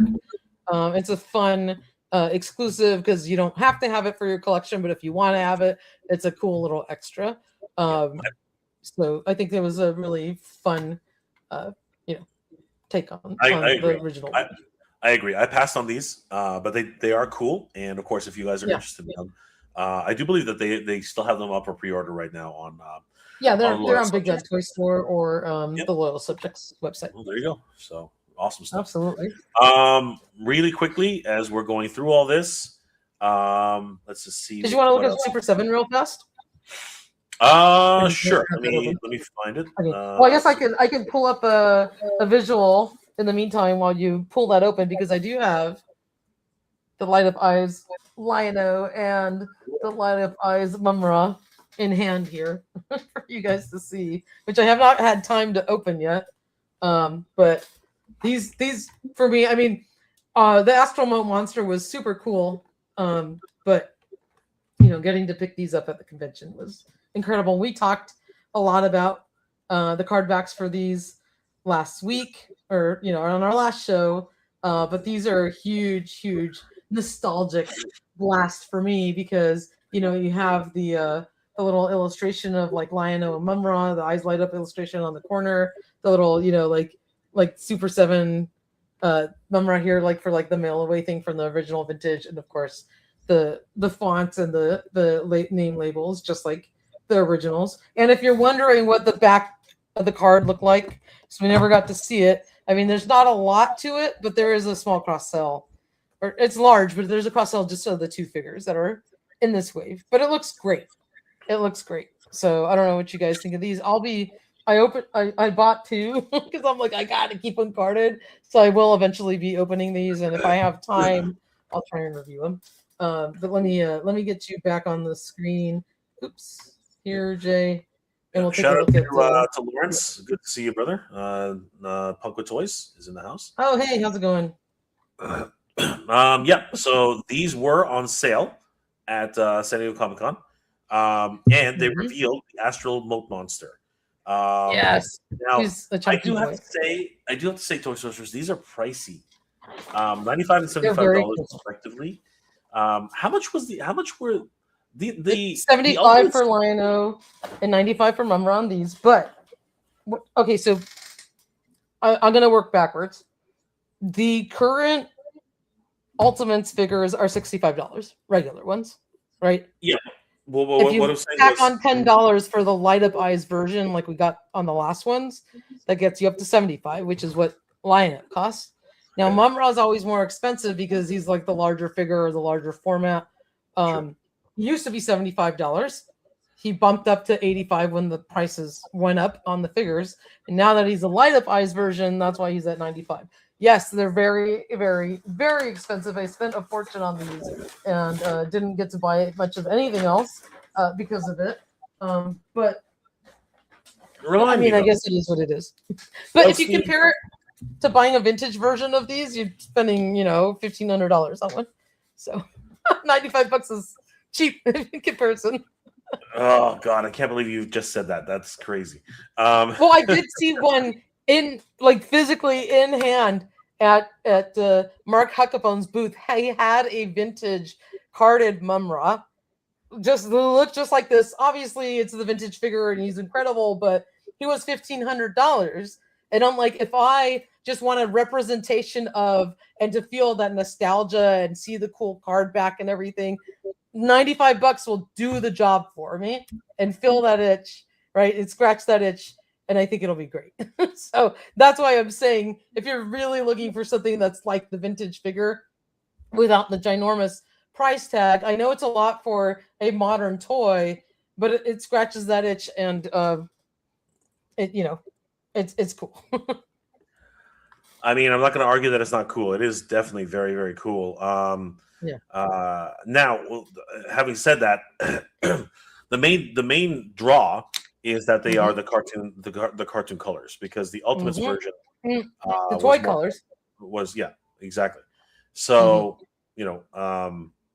having said that, the original versions were priced at the LED Eyes version. They don't have the price anymore. That sucks. Oh, if you can find them on Big Bad Toy Store. Yeah, I was about to say. So Big Bad Toy Store must have them. They do, but I think they might be on sale, so it's not going to help. But it might show the original price. Okay, so the original price was $71.99 for Lion-O. So you save about $5. And that was free tariffs.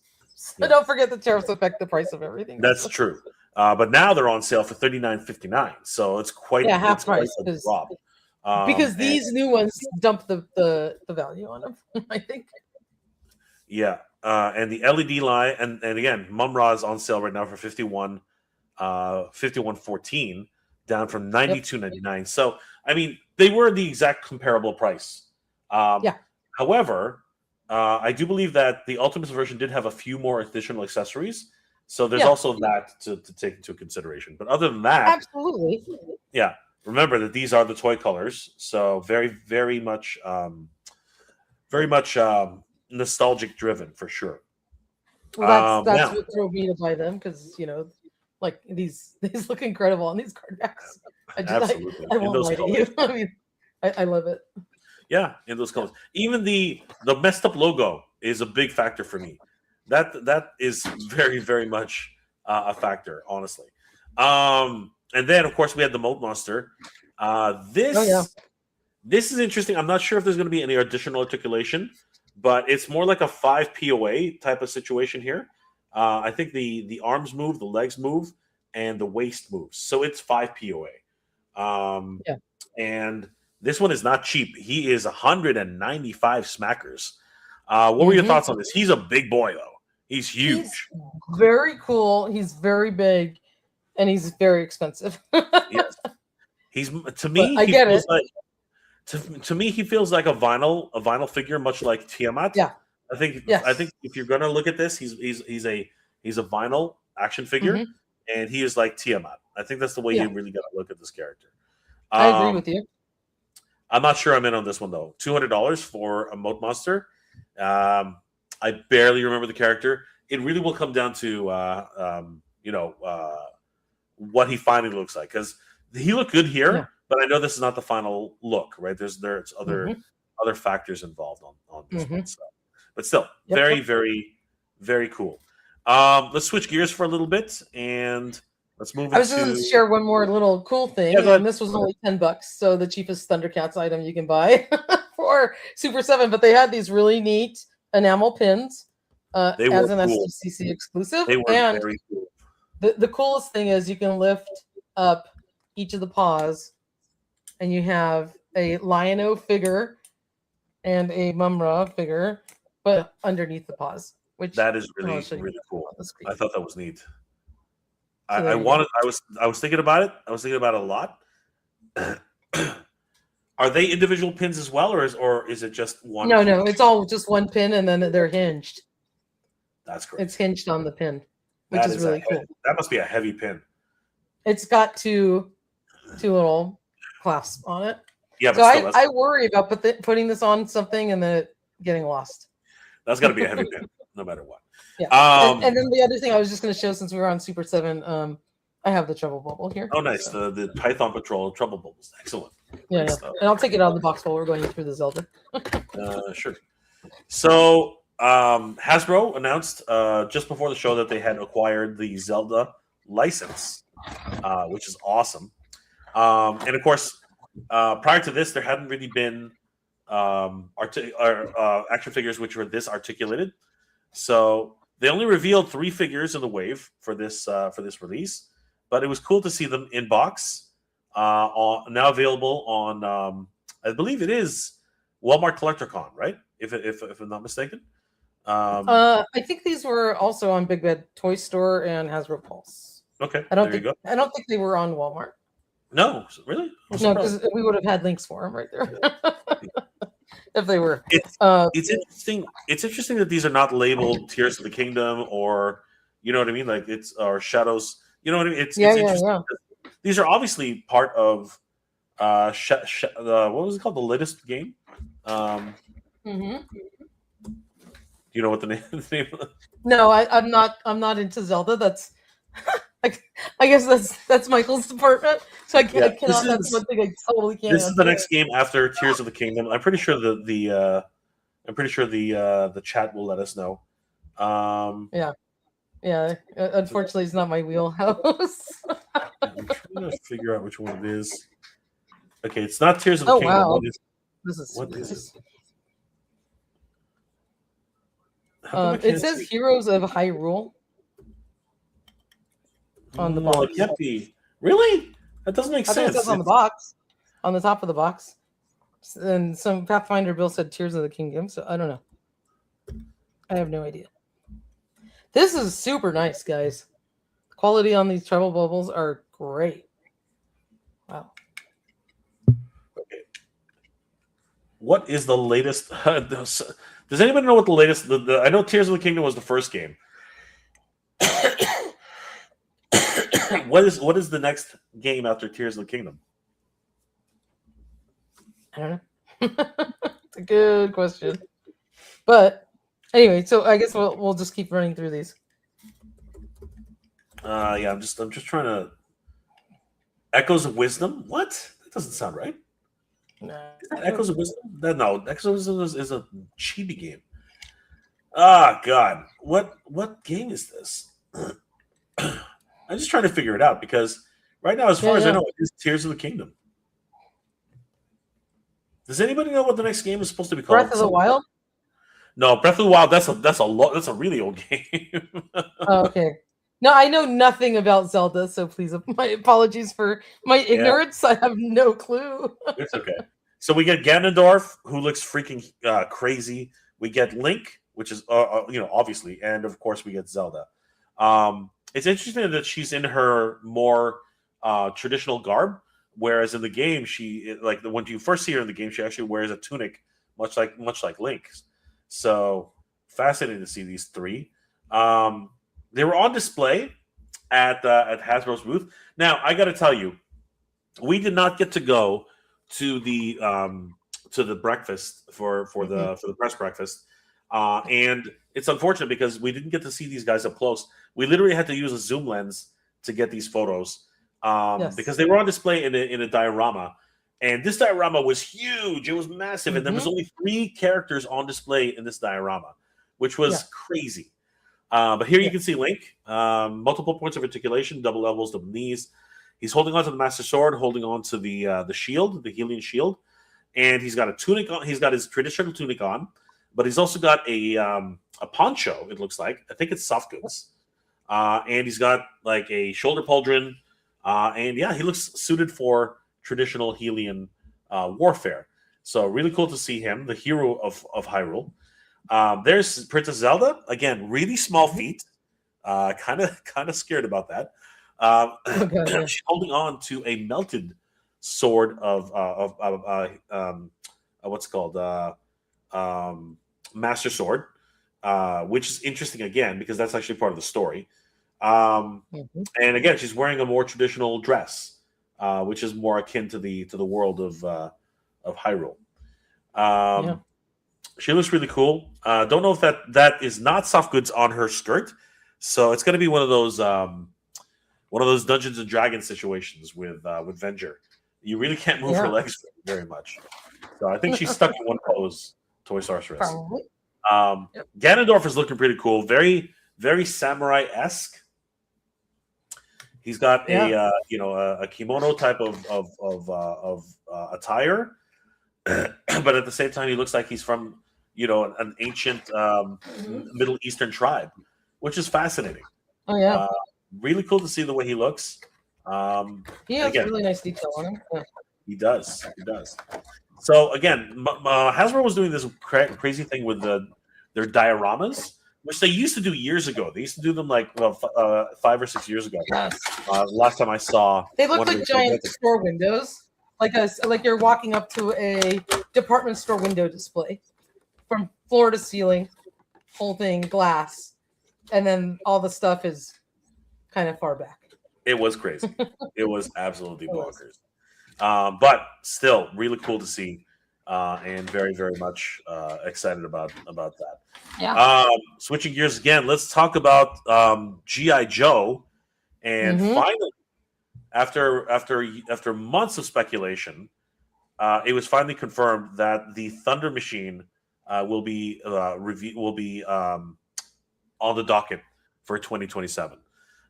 This, along with some other really exciting announcements as well. But the Thunder Machine was really the big one.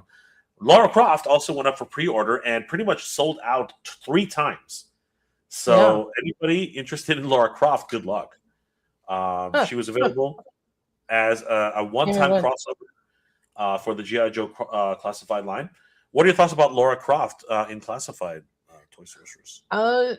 I mean, it's a cool crossover for Tomb Raider fans, and the figure looks really cool. She has a lot of nice detail. I like, she's got her little climbing gear and all that kind of stuff. So they did a nice job. I mean, I'm not into Tomb Raider, so I'm not buying this figure. But for those who like Tomb Raider and Lara Croft, I think she turned out great. Absolutely. She comes on a traditional card back. She's even got her own file card, which is really cool.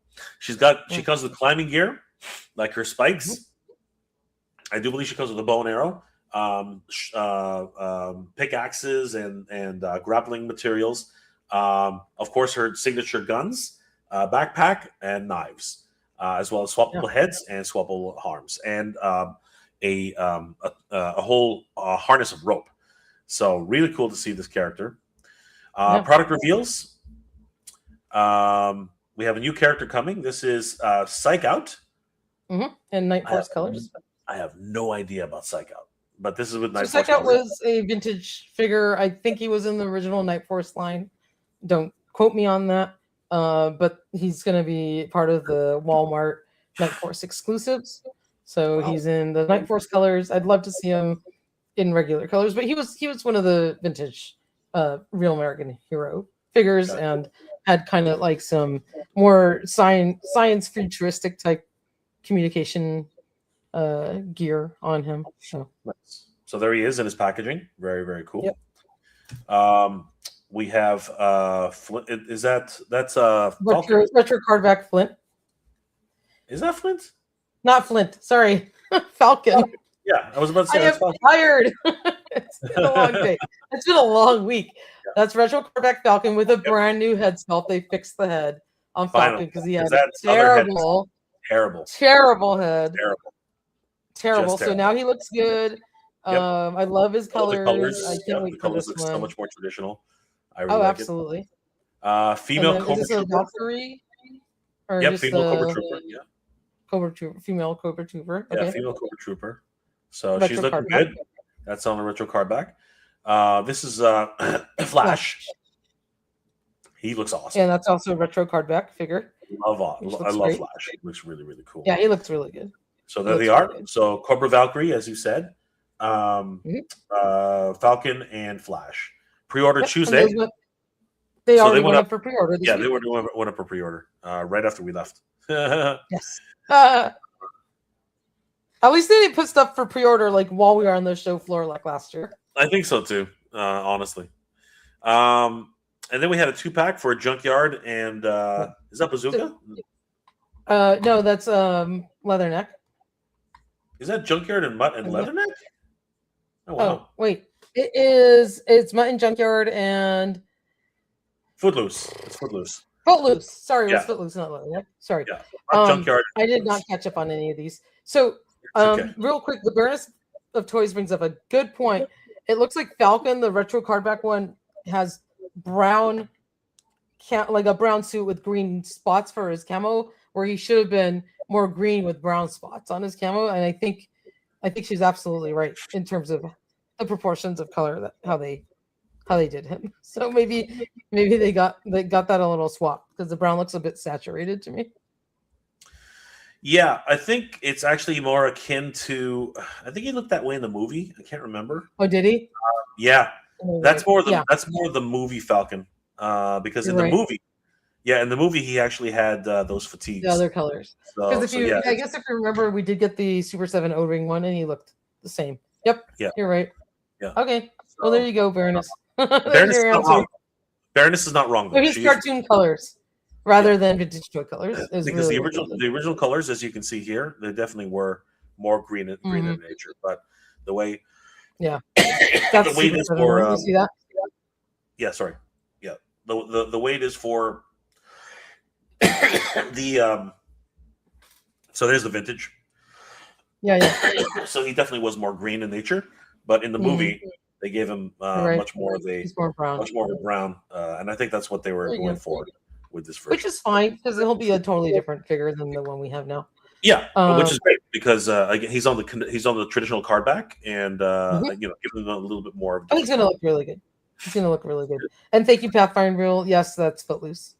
Yep, it is. Not love it. So if anybody missed the Cobra, what are these damn things called? The snake armor. Yeah, the snake armor. Yeah. If anybody missed the snake armor, they have the red crimson versions coming out. They went on sale on Tuesday, so don't know if they're still available or not. They probably are.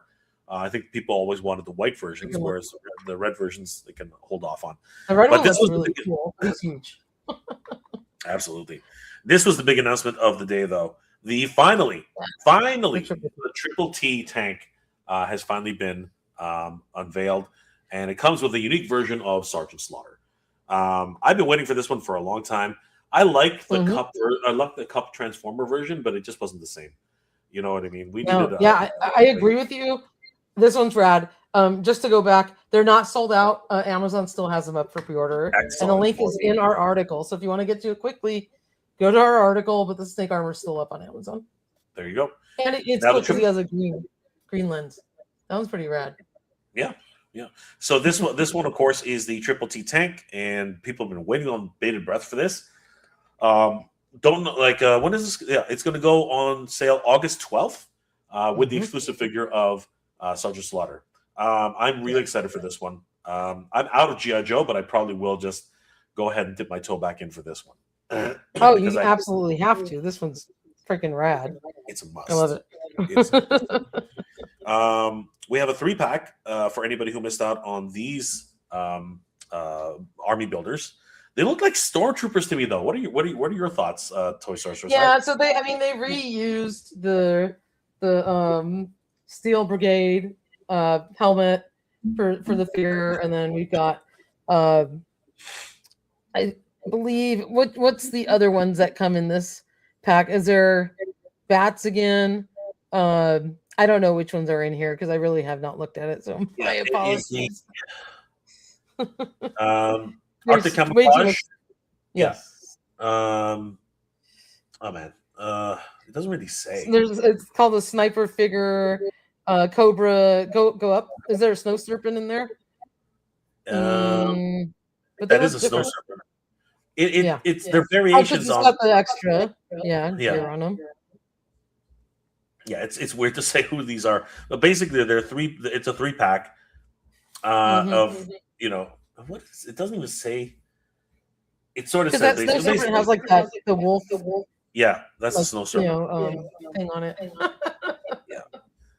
Anyway, if you guys are interested in building up your, for not knowing what I'm talking about right now. This one again, I haven't been in GI Joe in a while, but if anybody's interested in this pack, it's available August 26th. Now, name only reveals. Hardball is coming.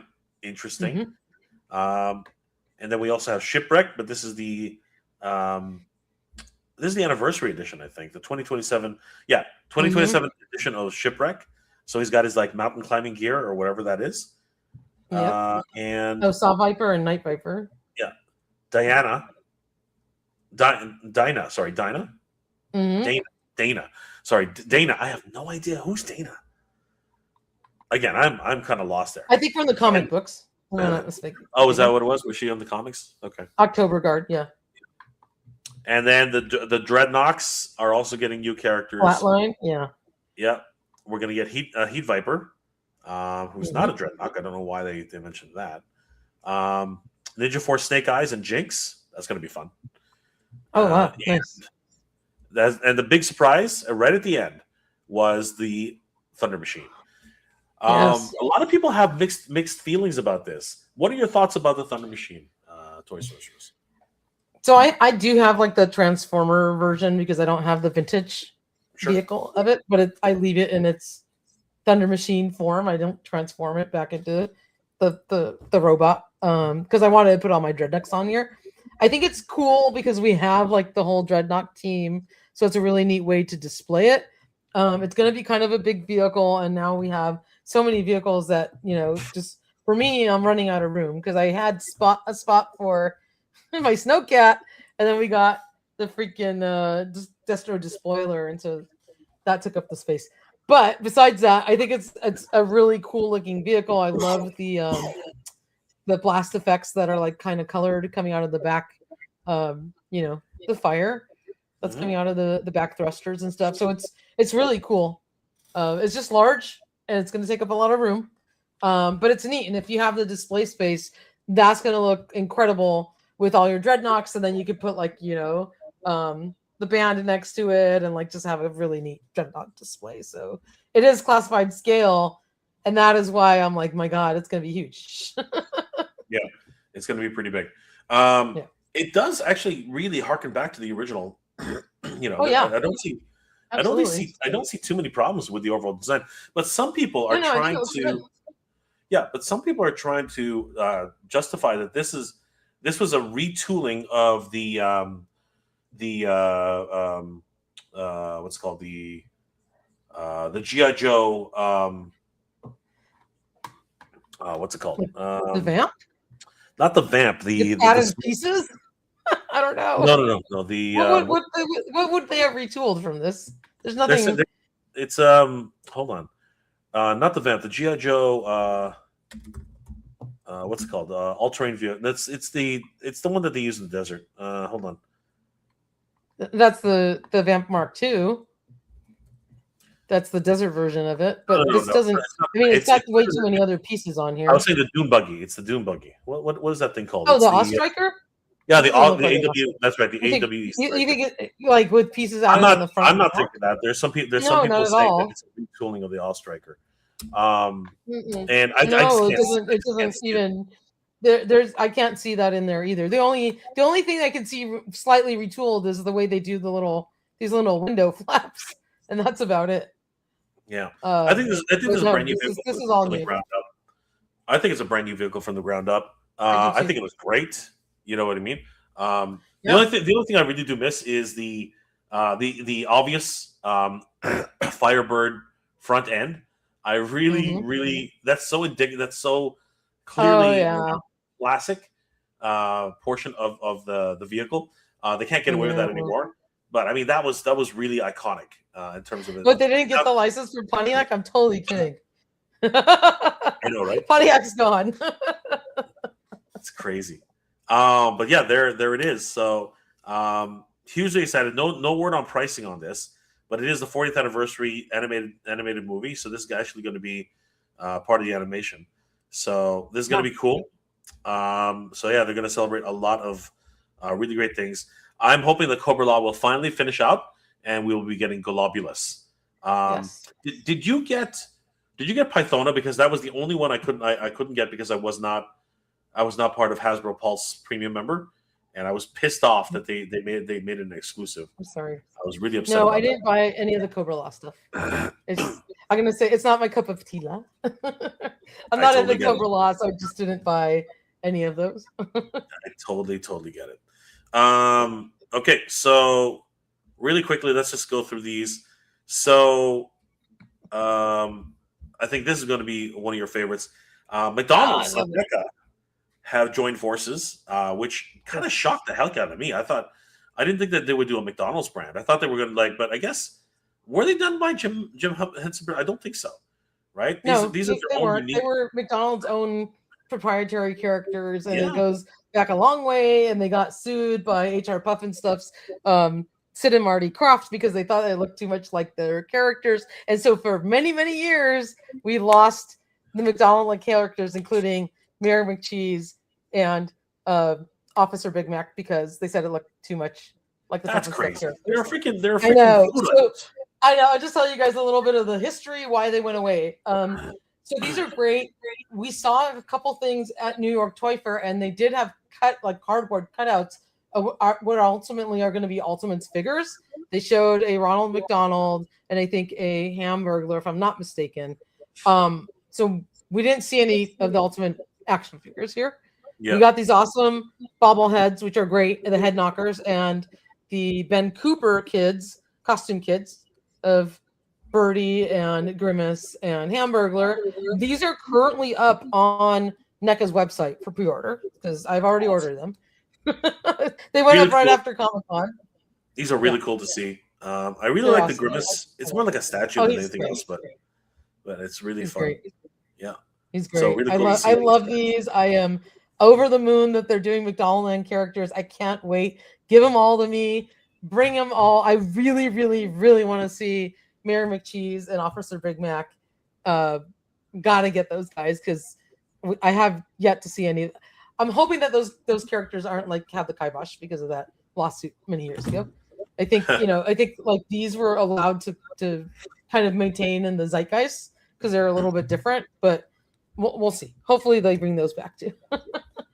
Do them all, NECA, please. And sticking with the Muppet type theme, the 2026 booth images for the Muppets also were on display, and these are awesome. We have Miss Piggy, we have Gonzo, we have his chicken. We got Camilla. Camilla.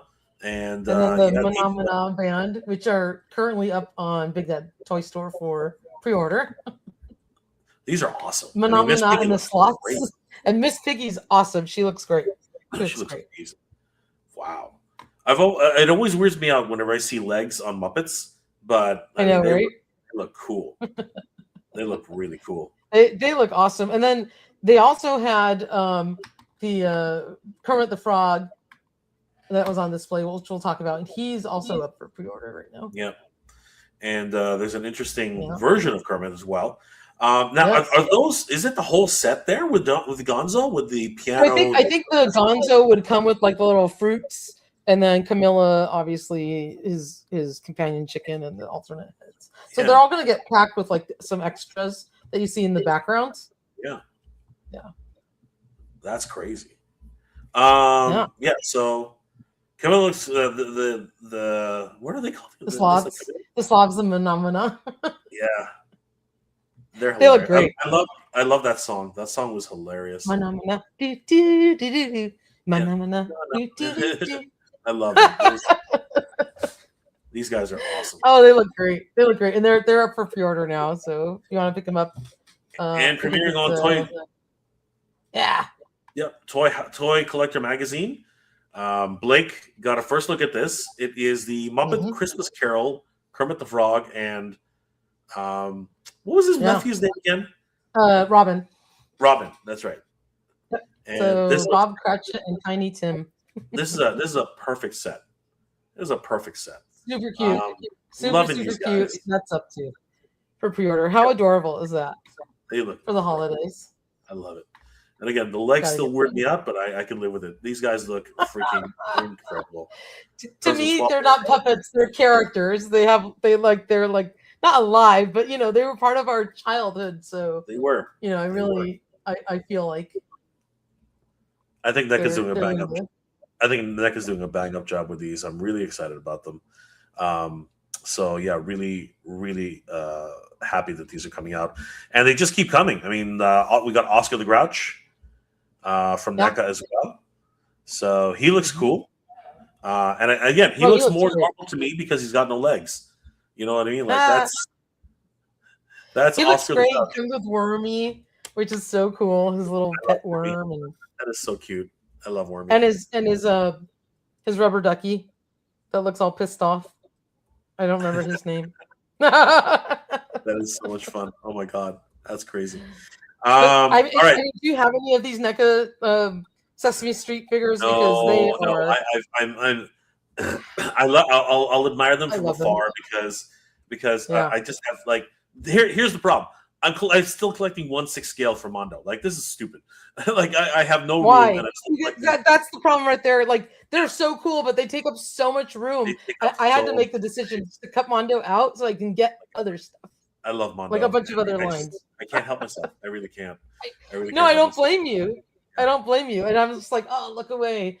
Dude, the freaking I know these are the Motu stuff and the Ecto 1. God, they're killing me. We're gonna get to that really quick. So the next wave of Master Universe 2000X figures were also revealed. We have Ice Power He-Man, who looks crazy. He literally looks like he's from some sort of D&D.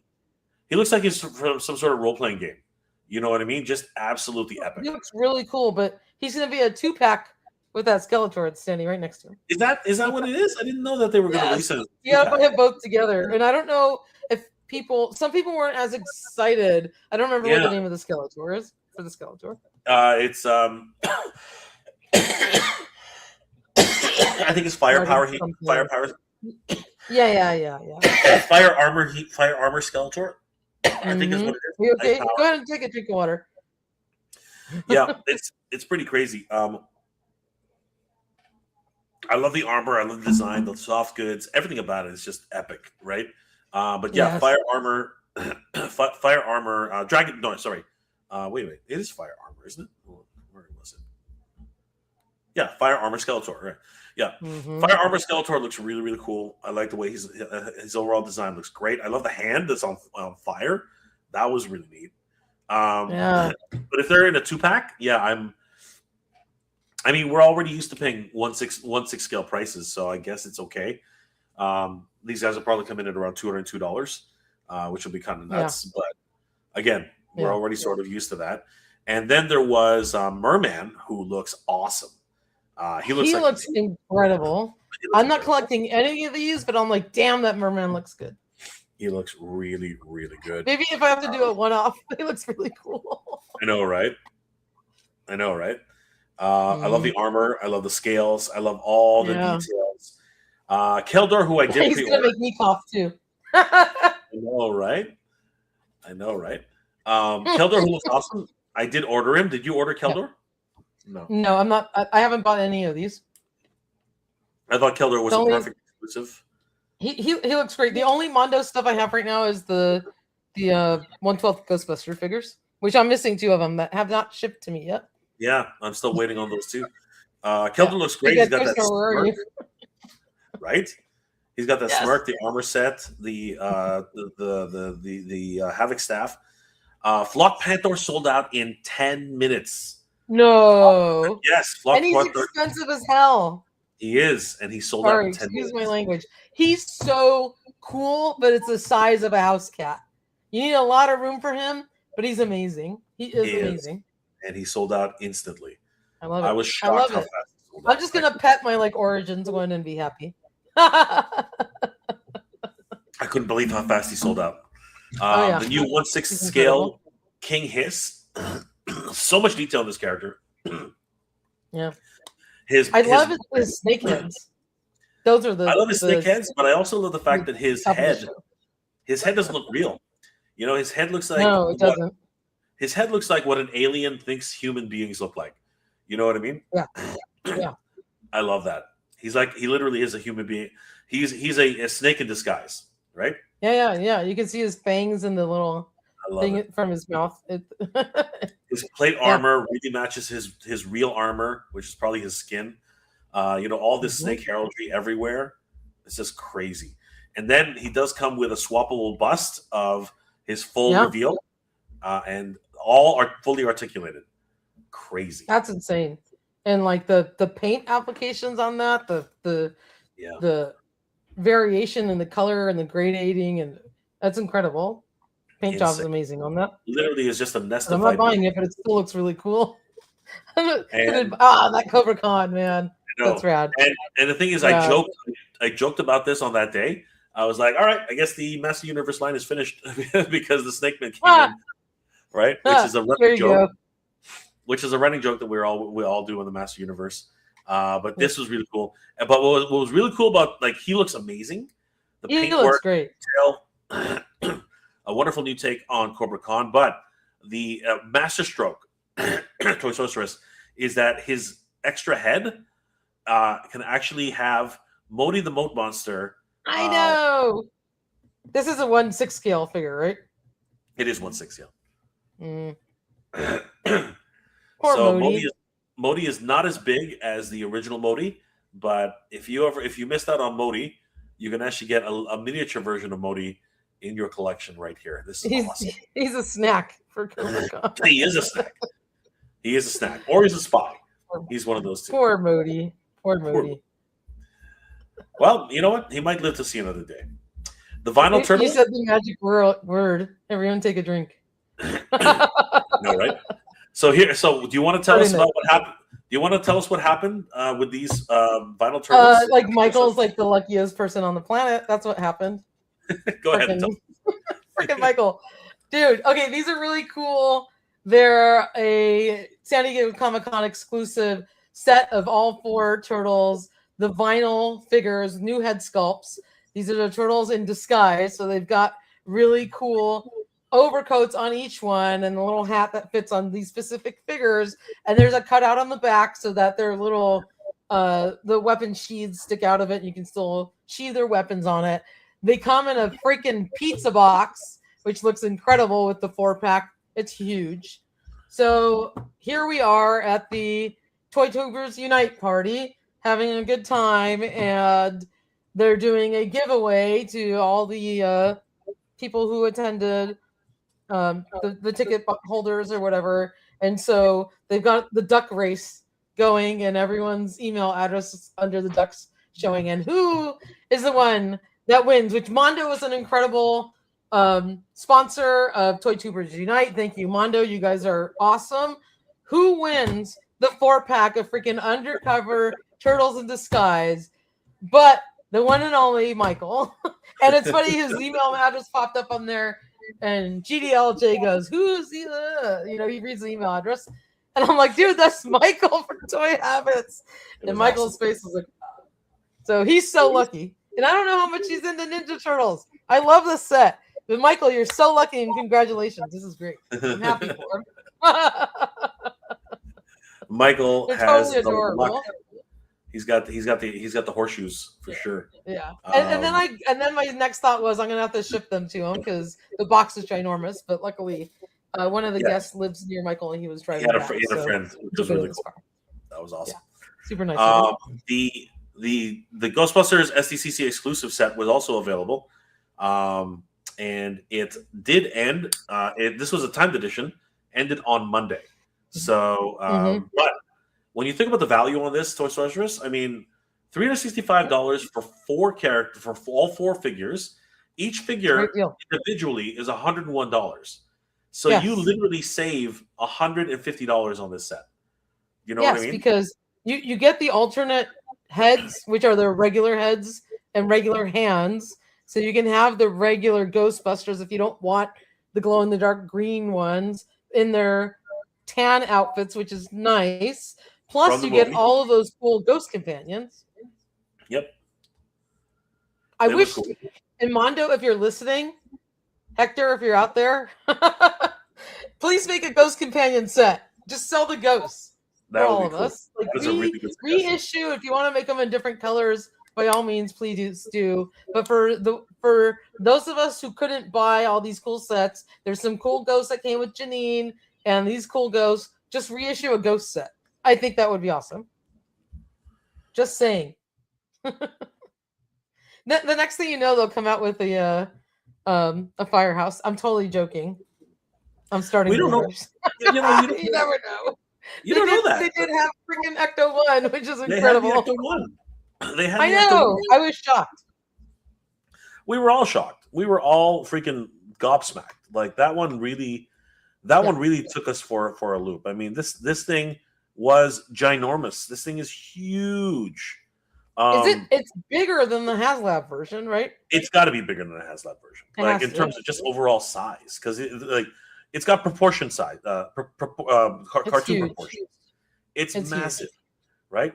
I mean, look at this thing. It's ridiculous, and what it comes with is just incredible. It comes with like another version of Slimer, right? Yep. The Speed Slimer.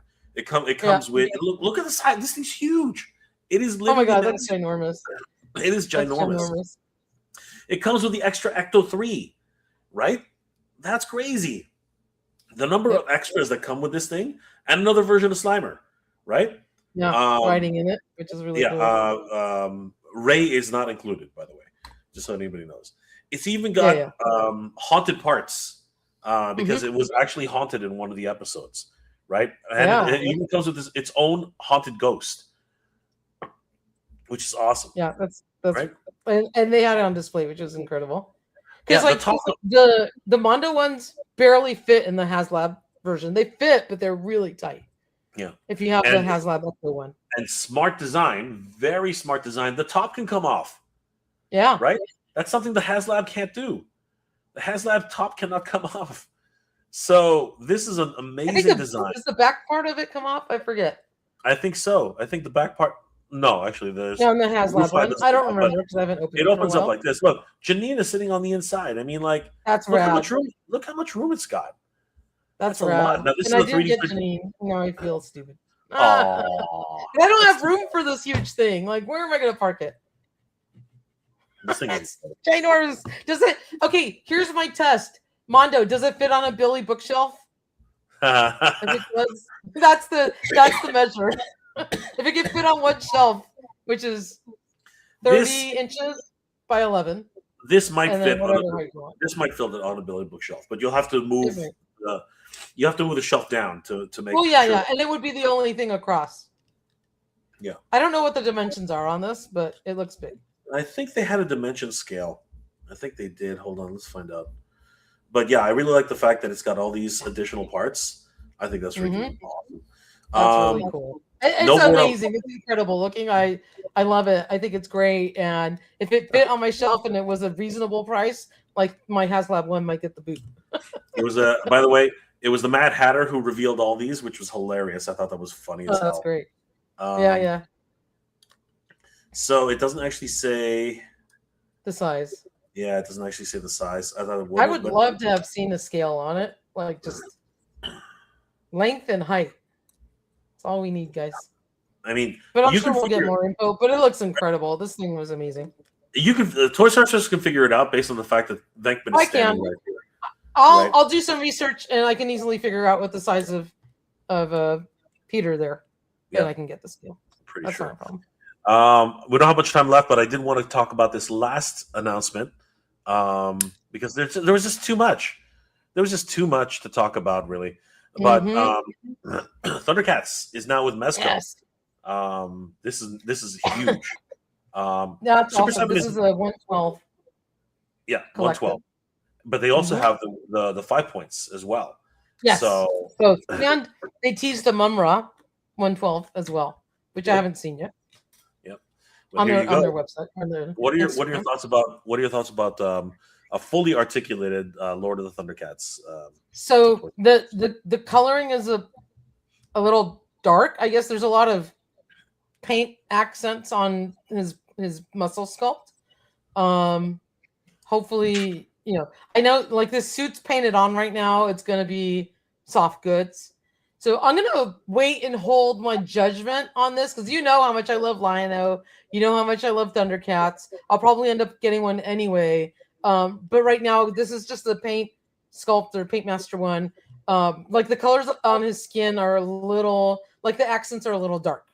But again, it's a sample. So hopefully they lighten that up and I'm sure it'll look much better when it's done. But I'm super excited that they're getting Thundercats in the 112th line. So like I'm all, that's incredible. I totally get this. Yeah. Is it just me or is he more toy colored than he is cartoon colored? And I love that about him. If he's toy colored, I'm #1 LJN fan. So I love it. I love when he's more orange than pink. Or he is definitely orange. This is definitely an orange Lion-O. Yep. I don't think those are soft goods. I think you're right. I think that's more. It's like sculpted on him, but it's going to be a soft goods outfit because that's what they do. Which is great. Definitely, that's supposed to mimic soft goods. So that's awesome. I'm really excited about this. I'm going to do more of a breakdown with JP of Thundercats Classics on Thundercats Slayer. But I just wanted to showcase these guys. 5 points of articulation. 5 points is also available. These guys are neat. And those are cool. I believe that they probably will end up doing vehicles as well. So could you imagine if we get a friggin' like 3 3¾ inch scale Thunder Tank? Oh, Thunder Tank for sure. I guarantee for sure. I don't know that we'll get a Cat Slayer, but Thunder Tank we absolutely should, and I can't wait for that. I definitely want one of those, but I want it to have the spring feature. I want it to jump up. It has to. It has to. That'd be awesome. I'm gonna flex and I'm gonna pull it out. Of course you're gonna flex. Of course. I have to. Look at that. It's gotta do this. It's a little. Hold on. This is hard to do when you're. You gotta put it down. You gotta put it down. You gotta put it down. It's gonna have to. It's gonna have to have its little jumping feature. Yep, it's gonna have to. Absolutely. What are your thoughts about these? Yes, they're cool. They're really cool. 5 POA. I don't care. Bring it on. I love it. The more Thundercats, the better. Like I'm stoked about these. That's great. These are awesome. I was like so excited. I was so excited when I saw just the announcement that Mezco was getting the Thundercats license. I was like, wow, that's so cool. So I'm stoked. Like bring it on. Like I'm so happy. I have like the 5 points Batman 89 stuff. Super cute. It's still like relatively affordable. It's a good scale, so it doesn't take up a lot of room. I love it. Yeah. I'm happy with these. They're great. I'm not complaining, but they are really thin. Yeah, I know. And that's part of the 5 POA. You know, That's probably my I get it. only. That's probably my only comment Yeah. that they're really thin, right? Mhm. Other than that, Monra's I big. think Monra's Mumra chunky. is the beefiest one, right? He's actually what I would expect from that type of scale, right? Even the 6-inch version, right? The 112, Mhm. he's kind of thin too. But again, Yeah. it's more realistic than it is anything else, so I can live with it, right? Yeah. I would be very excited to see a Thunder Tank. I would be more excited to see a Cat Slayer. I think that would be insane if we get a That Cat would Slayer. be insane. I think that would be That would be nuts. totally insane. Look how cool they are, though. That's awesome. They are. They are I'm happy. very, very, very cool. These are all nicer right. than like the Super 7 reaction figures, which are basically the same scale and still 5 POA. These are much better.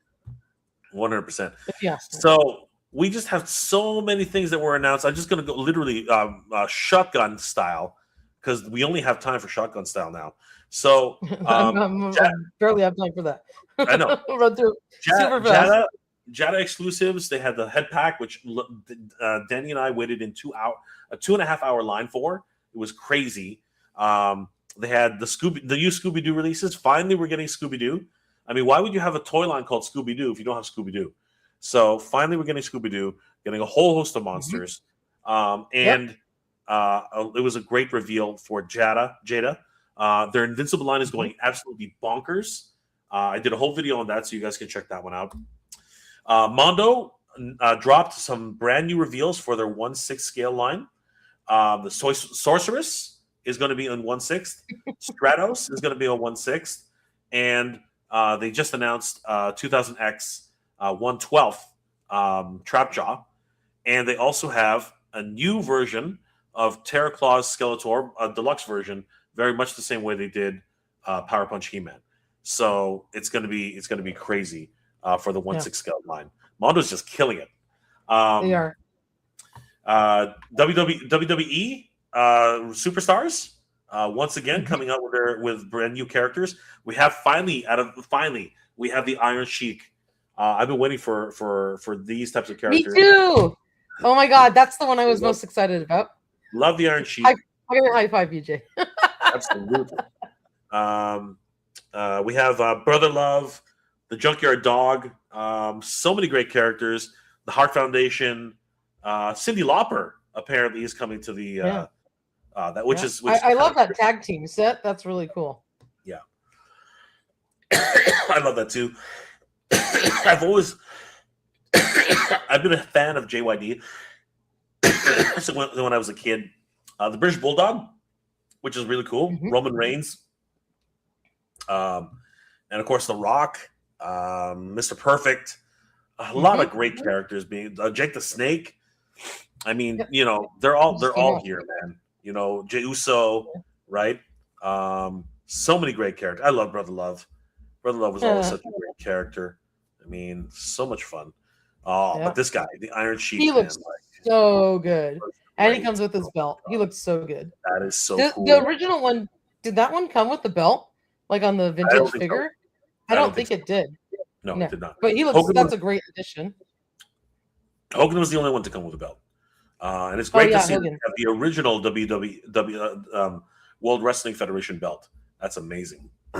He looks so good. Jey Uso, yep. He looks fun. Look at all those tattoos. That's incredible. Hilarious. Cyndi Lauper, man. That's awesome. I think that's fun. We have. If you guys don't know, just for why Cyndi Lauper is there, her dad was Captain Lou Albano. So that's why she's tied to wrestling. Yep, and of course she was she was actually at the first WrestleMania, which was awesome. Jim the Anvil Neidhart and Bret the Hitman Hart, great tag team. And then we have. Really good. They look awesome. Really good. Yep. Yeah. There's Cyndi Lauper. There she is. Yep. There's that's Roman Reigns, right? If we care. Yeah. Yeah, that's Roman Reigns. There's there's the British Bulldog. Oh, he looks really good. Hello, JYD. Yep. And then we have Ted DiBiase, Mr. Perfect, CM Punk, John Cena, right? Those all went up for pre-order already on Target a couple Great weeks ago. stuff. This whole wave. Oh, so cool. And then, of course, The Rock, right? Oh, yeah. Jake the Snake. Finally got my hands on him. Thanks. The Baroness of Toys helped me track him down. Thank you. Sweet. Big shout out. And, big shout out to her. She got me him. So I'm happy. Yeah. What's that guy's name again? That's Bundy. No, is that King Kong Bundy? Yeah, that is King Kong Bundy. Yes, that's right. That is King Kong. Okay. Roddy Piper. Oh, Rowdy's like one of my favorites. I love him. I love his little soft goods. It's so hard to find a clean vintage one of him. I have one that he's in fairly good shape, but to get him like fresh and minty off the package, that's awesome. Crazy. That's awesome. Let's see. Yeah, we already talked about the Triple T. Hasbro had some really interesting releases at their booth. They're really digging in deep on their retro line. A lot of cosplay items from back in the day. Ecto Charger. Well, this was all just vintage items on display for their display case. See, that's why it was so confusing. It was so confusing sometimes. I know. Right? I didn't know. So that's why I'm helping to jump in. So those are all vintage items on the first few shelves. That next row of figures are the Kenner Classics re-releases of the 4 Ghostbusters, and then Stay Puft and Slimer, and then the Ecto one, and then you have the new releases of all the Ecto Glow characters. So the San Diego Comic-Con 4-pack exclusive from last year, the Ecto one, Ecto Glow, and then the 2-pack of Slimer and Stay Puft that's shipping now. That was also, I think it was shown at San Diego last year, and then it just started shipping. And then, of course, there's the Lewis Tully. It's going to be, I think, in the next one, which I have not gotten yet. The Lewis Tully Ecto Glow Copter. He's right there. That was also San Diego Comic-Con exclusive. This year, I was not able to get him. I think he's going up for pre-order in like 2 weeks. But you know what? I'm going to make one complaint. He's so expensive. That Lewis Tully set's like $69 or $65. Why? Why, Hasbro? Why is it so much money? Those Ghostbusters are like $15 a piece. That little copter should be like $20, like max. Should be like $35, $39 set maximum, not double. Sorry, I'm off my soapbox. No. And then this was awesome because it was a vintage display. It looked like a kid's room. It had the awesome vintage firehouse on the ground with a bunch of vintage toys. But then what they mixed in on one of the images, you'll see that's a brand new Janine. There was a Janine and Lewis Tully 2-pack that went up for sale during the Comic-Con. There's Lewis and his these are brand new in a little green jumpsuit, and then Janine was in a pink jumpsuit. Right. Awesome. So those are new, and they went up for pre-order during the convention. And then those are the Fright feature figures that sold like a year or two ago, and then the Play-Doh and the Water Zapper are vintage. So they mixed. It's a completely confusing display. If you don't know what all the products were recently released, you would not have a clue what was new and what was old. It was really confusing. That was one of my biggest complaints about that. I mean, like, I get it. It's a celebration of the history of the Ghostbusters and history of Kenner, but it's just, again, a little confusing. No, if you're just like a regular bystander and didn't know what was new product, you would be totally confused. Like I only know because I've been buying the new Kenner Classic stuff for the last few years, so I know what was released. But when you first walk up to the window, it's absolutely confusing. 100%. You gotta like start looking at it for a while and figure out what's in there. But it was a cool display. Not necessarily the right way to do something at a convention to showcase new product because it confused people. Yeah. So Ramen Toy showed off their Airwolf 1/18th scale replica with lights and sound. I lost my mind when I saw this. This is insane. Very cool. Were you an Airwolf fan, Toy Sorceress? I saw the show kind of tangentially, so not really. Like, I love Knight Rider, I love Dukes of Hazzard, I love A-Team, like that kind of stuff. Airwolf was one I kind of just missed. I don't know why. But it's really cool. I just It is didn't incredible. get to see it much when I was a kid. It is incredible. I do remember it though. Yeah, the figures are cool too. They're 5 POA, and they look really cool. So how are they going to sit in the helicopter? Do they? About to say the same thing because they're 5 POA. I really have no idea how they're going to get in the cockpit. That's going to my be only question. Unless they made it so that their legs can clear in the front of the helicopter. Like I think that there was definitely they look cool. They look great. I think there was definitely a bit of miscommunication there, but I don't know. It's crazy because the figures were not made by Ramen Toy. They were made by Factory Entertainment themselves. So fascinating. Yeah, they're really cool. Yeah. Unfortunately, they will not be able to sit. But they won't be able to sit in the Airwolf though. They also had the license for Tubbs and Crockett, so I thought that was neat. Miami Vice.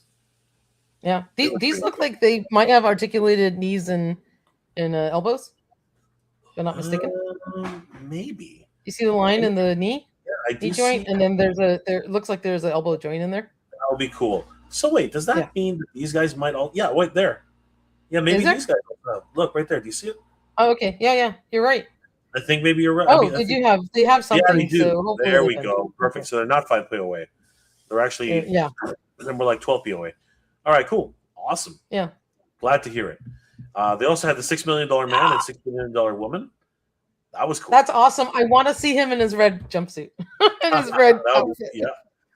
then of course they had Knight Rider and Magnum PI. What a great way to round out the 80s, man. So did they have the Ferrari and kit in the same scale? I don't know if they are going to be able to do that. I haven't heard much about that aspect of it, but you never know. They might find a way to surprise us. So we'll see. Yeah, I mean, even if they're not like lit up and whatever, like we're getting the awesome Ramen Toy version. I already pre-ordered that. That's great, but like, freaking, can I get just like a little Ferrari for Magnum? Like, please, right? Even if it's like plastic, like I really don't care. Like that, he needs his Ferrari, man. He can't just be standing on the street corner waiting for a ride. You know what? I'm pretty sure there are a whole bunch of Ferraris out there on that scale. So I mean, but I don't know. It has to be the Magnum one. I hear. Nacelle unveiled this crazy bridge, which is a Build-A-Bridge, really intricately detailed. But in order to actually build this bridge, you got to buy a lot of figures. I mean, this thing is insane. Did you have a chance to look at this, Toy Sorceress? Because I walked past it. And I'm like, oh my God, that thing's huge. I didn't like get to go look in detail. So we did get to see Giraffe there. Big shout out to Giraffe. Giraffe says that he did ask about the Ferrari and they said it's not off the table, but currently it's a no. So the cool thing, just going back to this bridge set, is that you could buy it in parts. So they're wedges and you can buy a couple wedges. You can buy all the wedges to make the entire thing. So it's modular. And you can get as much as you want of it, and then build out your Star Trek bridge. So that is a commitment, man. Like I'm surprised. I'm so glad they're doing it, but I'm shocked that they're doing it because that's a lot of tooling. You know what I mean? That is a lot of tooling, and it is. I mean, I'm sure there's shared tooling in the different wedges. Maybe we got to get Paul Guy with the truck. You're right. Yeah. Would you buy? So Baroness is always asking for Fall Guy with the truck. Would you get that if they made Factory Entertainment also made him? Gotta get Colt Sievers, man. The Fall Guy truck. Oh, jeez. The Fall Guy and his truck. Fall Guy's hilarious. First of all, I love Fall Guy. I know. Yeah. At the end of the day, I'm pretty sure we can find some Tonka vehicles which can do the job. No, there's nothing like this brown freaking truck with like the big old. You have to have the eagle, that logo, the Fall Guy logo on it. Like, I mean, then you have to recreate that. Like, dude, I want the real truck that goes with him. I hear you, but the one from Hurdle, it's so hard to find a vintage one, and they're always beat up. I know, but I think you're going to be hard pressed to find one. To be honest with you, I know. You know, it's funny. Like the Playmobil Ferrari's really cool, but it's like slightly small scale. Like if anything, I'd get that one and stand the figure up next to it, the Magnum figure, so I could be happy enough. So Sneak Attack Toys revealed their Inspector Gadget. Can I just? I'm gonna do one more flex. Sorry, I have to. I have to. I have to. Yeah, that was so nice. Oh my god, I couldn't believe you had that in your collection. That's like so okay. great. This deserves a big screen. Yeah, that's so. This cool. is the vintage, Galoob Inspector Gadget, gorgeous box. I'm over the moon that they're making Inspector Gadget. Yep. I am super super happy, and I think it's great. This is a toy grail for me. Like I've wanted this for years. Yes. And now that you get into your adulthood, that you can spend a little extra money on toys. Like it's the only reason I own this. But that he looks great because he looks so like cartoony, right? I think they did an awesome job. I think they did wowzers. I think they did a great job. I watched this cartoon growing up, like with my dad in the morning. He would take me to school, drop me off, and I'd have my cereal in the kitchen and watch Inspector Gadget with him. So I have absolute fond memories of that cartoon. Yep. One of the few Canadian cartoons that really made an impact in the industry. Great to see that this has been licensed again. I think a lot of people have been waiting for Inspector Gadget, so really excited to be able to see that. Yep. Sneak Attack Toys, man. Bull Airs, they're doing awesome stuff, and I can't wait for their Chuck E. Cheese. So they're doing incredible stuff. Yeah, and now we get to the final part. I don't know why it's not showing. But Baroness has a huge point. If they're doing $6 Million Man, they have like this for Lee Majors. They can make the Fall Guy. Okay, we'll move on. I mean, that's spacious reasoning. That is really spacious reasoning, but I like where you're going with that. I do like where you're going with that. Half the battle is getting the actor likeness, right? That's part of the hardest part, and then after that, it's not as. I'm totally on board with where you're going with that. I don't know that I agree with it, but I totally get it. That's fine. Hey, I can dream. Because the actor license is half the battle, but you still got to get the movie, the television license. All right, so last. No, I know. Last couple of things we're going to cover is going to be Flipboard, the Champions of Verity. We were at the panel, and it was a great panel. Thank you, Sorceress, for taking the video footage. I'm cutting that video together. I hope it turned out okay. It turned out great. Thank you so much. So now we have Wave 2, which is going to have its Kickstarter very, very soon. And they actually had on display all of their figures. These were at the Toy Tubers Unite panel, and they looked to party, and they looked freaking awesome. We saw figures that were not on display at the show, so Toy Tubers Unite really got an exclusive here, and it was really, really cool to see these. We got to see the Hound of Tarjay, Cash Grab Flipboard, the Tarjay guards. We even got to see some of the little accessories. Like the little Teddy Ruxpin guy, I forget his name. Stabbage Patch Kid, Shreddy Ruxpin, which was that's taking people by storm right now. Shreddy Ruxpin is people are losing their minds over Shreddy Ruxpin. You guys gotta make a plush. You gotta make a plush of him. A lot of people are saying the same thing. They really are. You can see the Hatter forget the little figure, like make him into a plush toy. A lot of people are saying that. We definitely have to look into that. The Hound of Tarjay is looking awesome. He's freaking gigantic. Comes with there's your Bollard toy source. It's right there.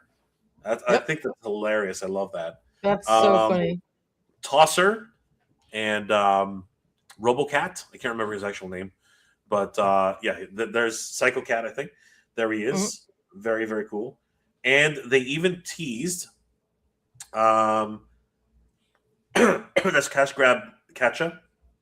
And if you look carefully in the back, you can actually see. Pardon me. They even teased. There's one of the guards, the actual Tarjay guards. They even teased. What's her face? Where is she? Evil Bay. Evil Bay was teased at the. She's literally practically naked there, but they Oh my literally. god. That's why she's all white. I know, right? Got to be careful. Yep. But yeah, they teased Evil Bay, which is something we weren't expecting at all. So yeah, Wave 2 is on its way. Kickstarter information. Look up Flipboard of the Champions of Serenity Wave 2 on Kickstarter. And best of luck to the Mad Hatter. Yeah. I think they're well on their way. Yeah, really excited about that. You can follow the Mad Hatter on his Instagram page, and you can see a lot of these prototypes as well as all the newest updates about that. Shreddy Ruxpin is on fire right now. Shreddy Ruxpin is literally a rock star. Like, people are going crazy. Look at all these comments. People are going crazy over Shreddy Ruxpin. You're right. We need to do a plushie. We need to do a plushie fast. Like, sorry, some little fruit flies going all over the place right now. That's a new one. Yeah, look at that. 454 likes. Crazy. Yeah. Crazy. So yeah, guys, definitely. This was funny. There he is on a bollard. Here you go, real life. That's awesome. That's funny. So really cool about that. And like I said, you can see all these crazy pictures from Toy Tours Unite. And of course, they were at the show at Comic-Con. Mm-hmm. So you guys can see all those wonderful pictures. Follow the Mad Hatter on Mad Hatter Toy Reviews on Instagram. And Toy Sorceress, something really exciting dropped today, and I'm so excited to talk about this. El Dragoon was actually on display at San Diego Comic-Con. It was incredible. Huge shout out to Icon Heroes. We got to display El Dragoon, the action figures, at the KB Toys display. Can I just say that it was really great to see KB Toys once again in any format, much like Toys R Us. I think it was a great part of everybody's childhood, and it was great to see these guys on display at KB Toys. So these are just prototype statues, but Toy Sorceress, I have a big announcement. The Kickstarter has been approved, and we will be launching soon. More details to come. But you here on Toy Habits First, much like many of the other things that we always do, we want to announce that El Dragoon's Kickstarter has been approved, and you can head over to the Kickstarter right now. El Dragoon Wrestling Action Figures on Kickstarter, and you can already sign up to be notified when the project goes live. And you absolutely can start. Big congratulations to Danny Green and to you. That's awesome. It's an incredible looking project, and I wish it all the best luck. You guys are killing it, because it was just a year ago that you talked about the idea, and here you are. So, well, if it wasn't for your encouragement and everyone else out there who's given us so much support, particularly Toy Habits, Toy Sorceress, Michael, you guys have always been great supporters of the channel, and of course, great supporters of everything we do. So, thank you so much for all your support, as always. You guys are the best of friends, and we couldn't have done this without you. So we've already got. You, my friend. It's a great community, and you guys are bringing it, and just living the dream. It's like you're like, I want to be a toy designer, a toy maker, and you're doing it, and that's great. And I think it's incredible that you're able to get this far with a wonderful idea, a wonderful story, and then bringing it to life. So it is great. Super proud of you guys. That's just awesome. Thank you so much, Toy Sorceress. If it wasn't for you guys, we would not be doing this. I just put the link in the chat. You guys can already start following us. You can see we already have 15 followers, and we need more. But yeah, this is going to be a great project. We're really excited about this. You can also follow us on eldragoon.com. Sign up for our mailing list. A lot of great things are happening with this project. We are very, very excited. See the new artwork. See all the ways you can support. We had a great panel at SDCC this year. It was amazing, and El Dragoon was actually featured on the panel. Huge shout out to Mad Hatter for letting us have a little bit of time to speak. It was amazing. As usual, we really had a great time at the convention, and it was made even more special the fact that we were able to hang out with Toy Sorceress and Michael. So yeah, guys, thank you so much. And you can see Toy Sorceress right there taking the video with Mr. Toy Sorceress with your crazy camera. I know, right? Jay has this incredible one of those Osmo. I don't know what they're called, but the little hand, blog cameras, pocket, whatever. And the thing had like a mind of its own, and it started focusing on the ceiling and on the side. And so I'm sitting here like fighting it like this the whole time, and I'm like, how do I get it to stop? It's a really cool camera. So hopefully the footage turned out okay. It was perfect. Thank you so much, Toy Sorceress. We had a hell of a time, and it was great being at San Diego Comic-Con with our friends. But yeah, the official announcement is that El Dragoon is now available, and we are the journey has begun. One small step, and now the action figures will we're getting started. So we're looking forward to it. I want to thank Toy Habits for giving us some time and hanging out with the Toy Sorceress tonight. It's been great. Thank you for filling in for our poor sickly Michael. I couldn't do this show without you, and I really didn't want to disappoint all of our viewers and miss another week because last Friday we were off. We were at San Diego Comic-Con covering the convention. So thank you so much, Mega J, for being here and filling in. I invited Danny Green as well, and he got tied up with family. But you're awesome. You're an incredible co-host, and I really appreciate you coming on tonight and hosting this with me because we really wanted to talk about what we saw at SDCC for all of our viewers and amazing Toy Habits crew. So thank you. Thank you, Toy Sorceress. It's always great to be here. My screen stopped sharing. Okay. So yeah. And of course, everybody out there, thank you for joining us tonight. It's been great catching up with all of you. Thank you, Pathfinder Bill. Please go to the Kickstarter page, sign up so that you'll know when we go live. It's always great to be here. I'm sorry Michael couldn't be here. Obviously, he's under the weather. I'm still recovering myself. Toy Sorceress lost her voice. It's been crazy. Con plague is a real thing. Right, so I'm better now, but again, if you guys don't know, follow Mega J on Mega J Retro. If you don't know, you're under a rock because this guy's incredible. And if you collect toys, you got to know about Mega J. Like, come on. So follow Mega J Retro. Follow Danny Green Collects. Go to the El Dragoon Kickstarter page. Go to the Flip War Champions of Neferity Kickstarter page. Check out Wave 2.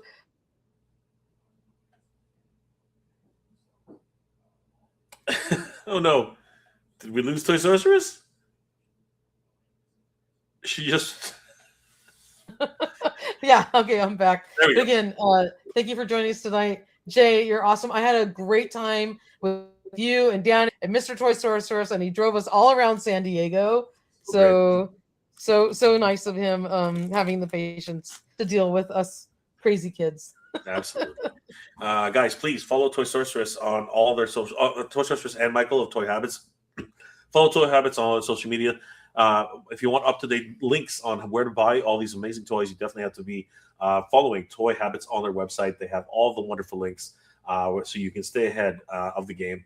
And it was great hanging out with these guys. And guys, stay tuned. El Dragoon, Flip War, the Champions of Neferity, they're coming, and it's going to be great. And we hope to see you guys very, very soon. I'm going to go to Motu Fest in September. It's going to be a freaking blast. I've been invited to IshCon, so if anybody we'll see if we can work that out. And I have applied for a professional badge at New York Comic Con this year.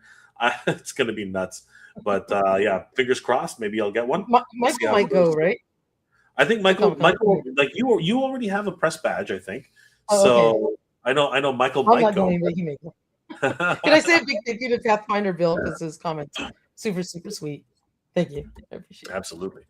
But yeah, Toy Sorceress, thank you again for inviting me. It's always a pleasure hanging out with you. As you, Jay, it's such a pleasure. And again, thank you so much for filling in. I know it was last minute. And Michael was hoping to feel better for tonight, but he just couldn't do it. I wouldn't miss it for the world. Wouldn't miss it. Thank you so much. All right. Well, good night, everybody. Hopefully we'll see you next week. And again, Jay, thanks so much for filling in. We'll see you next time.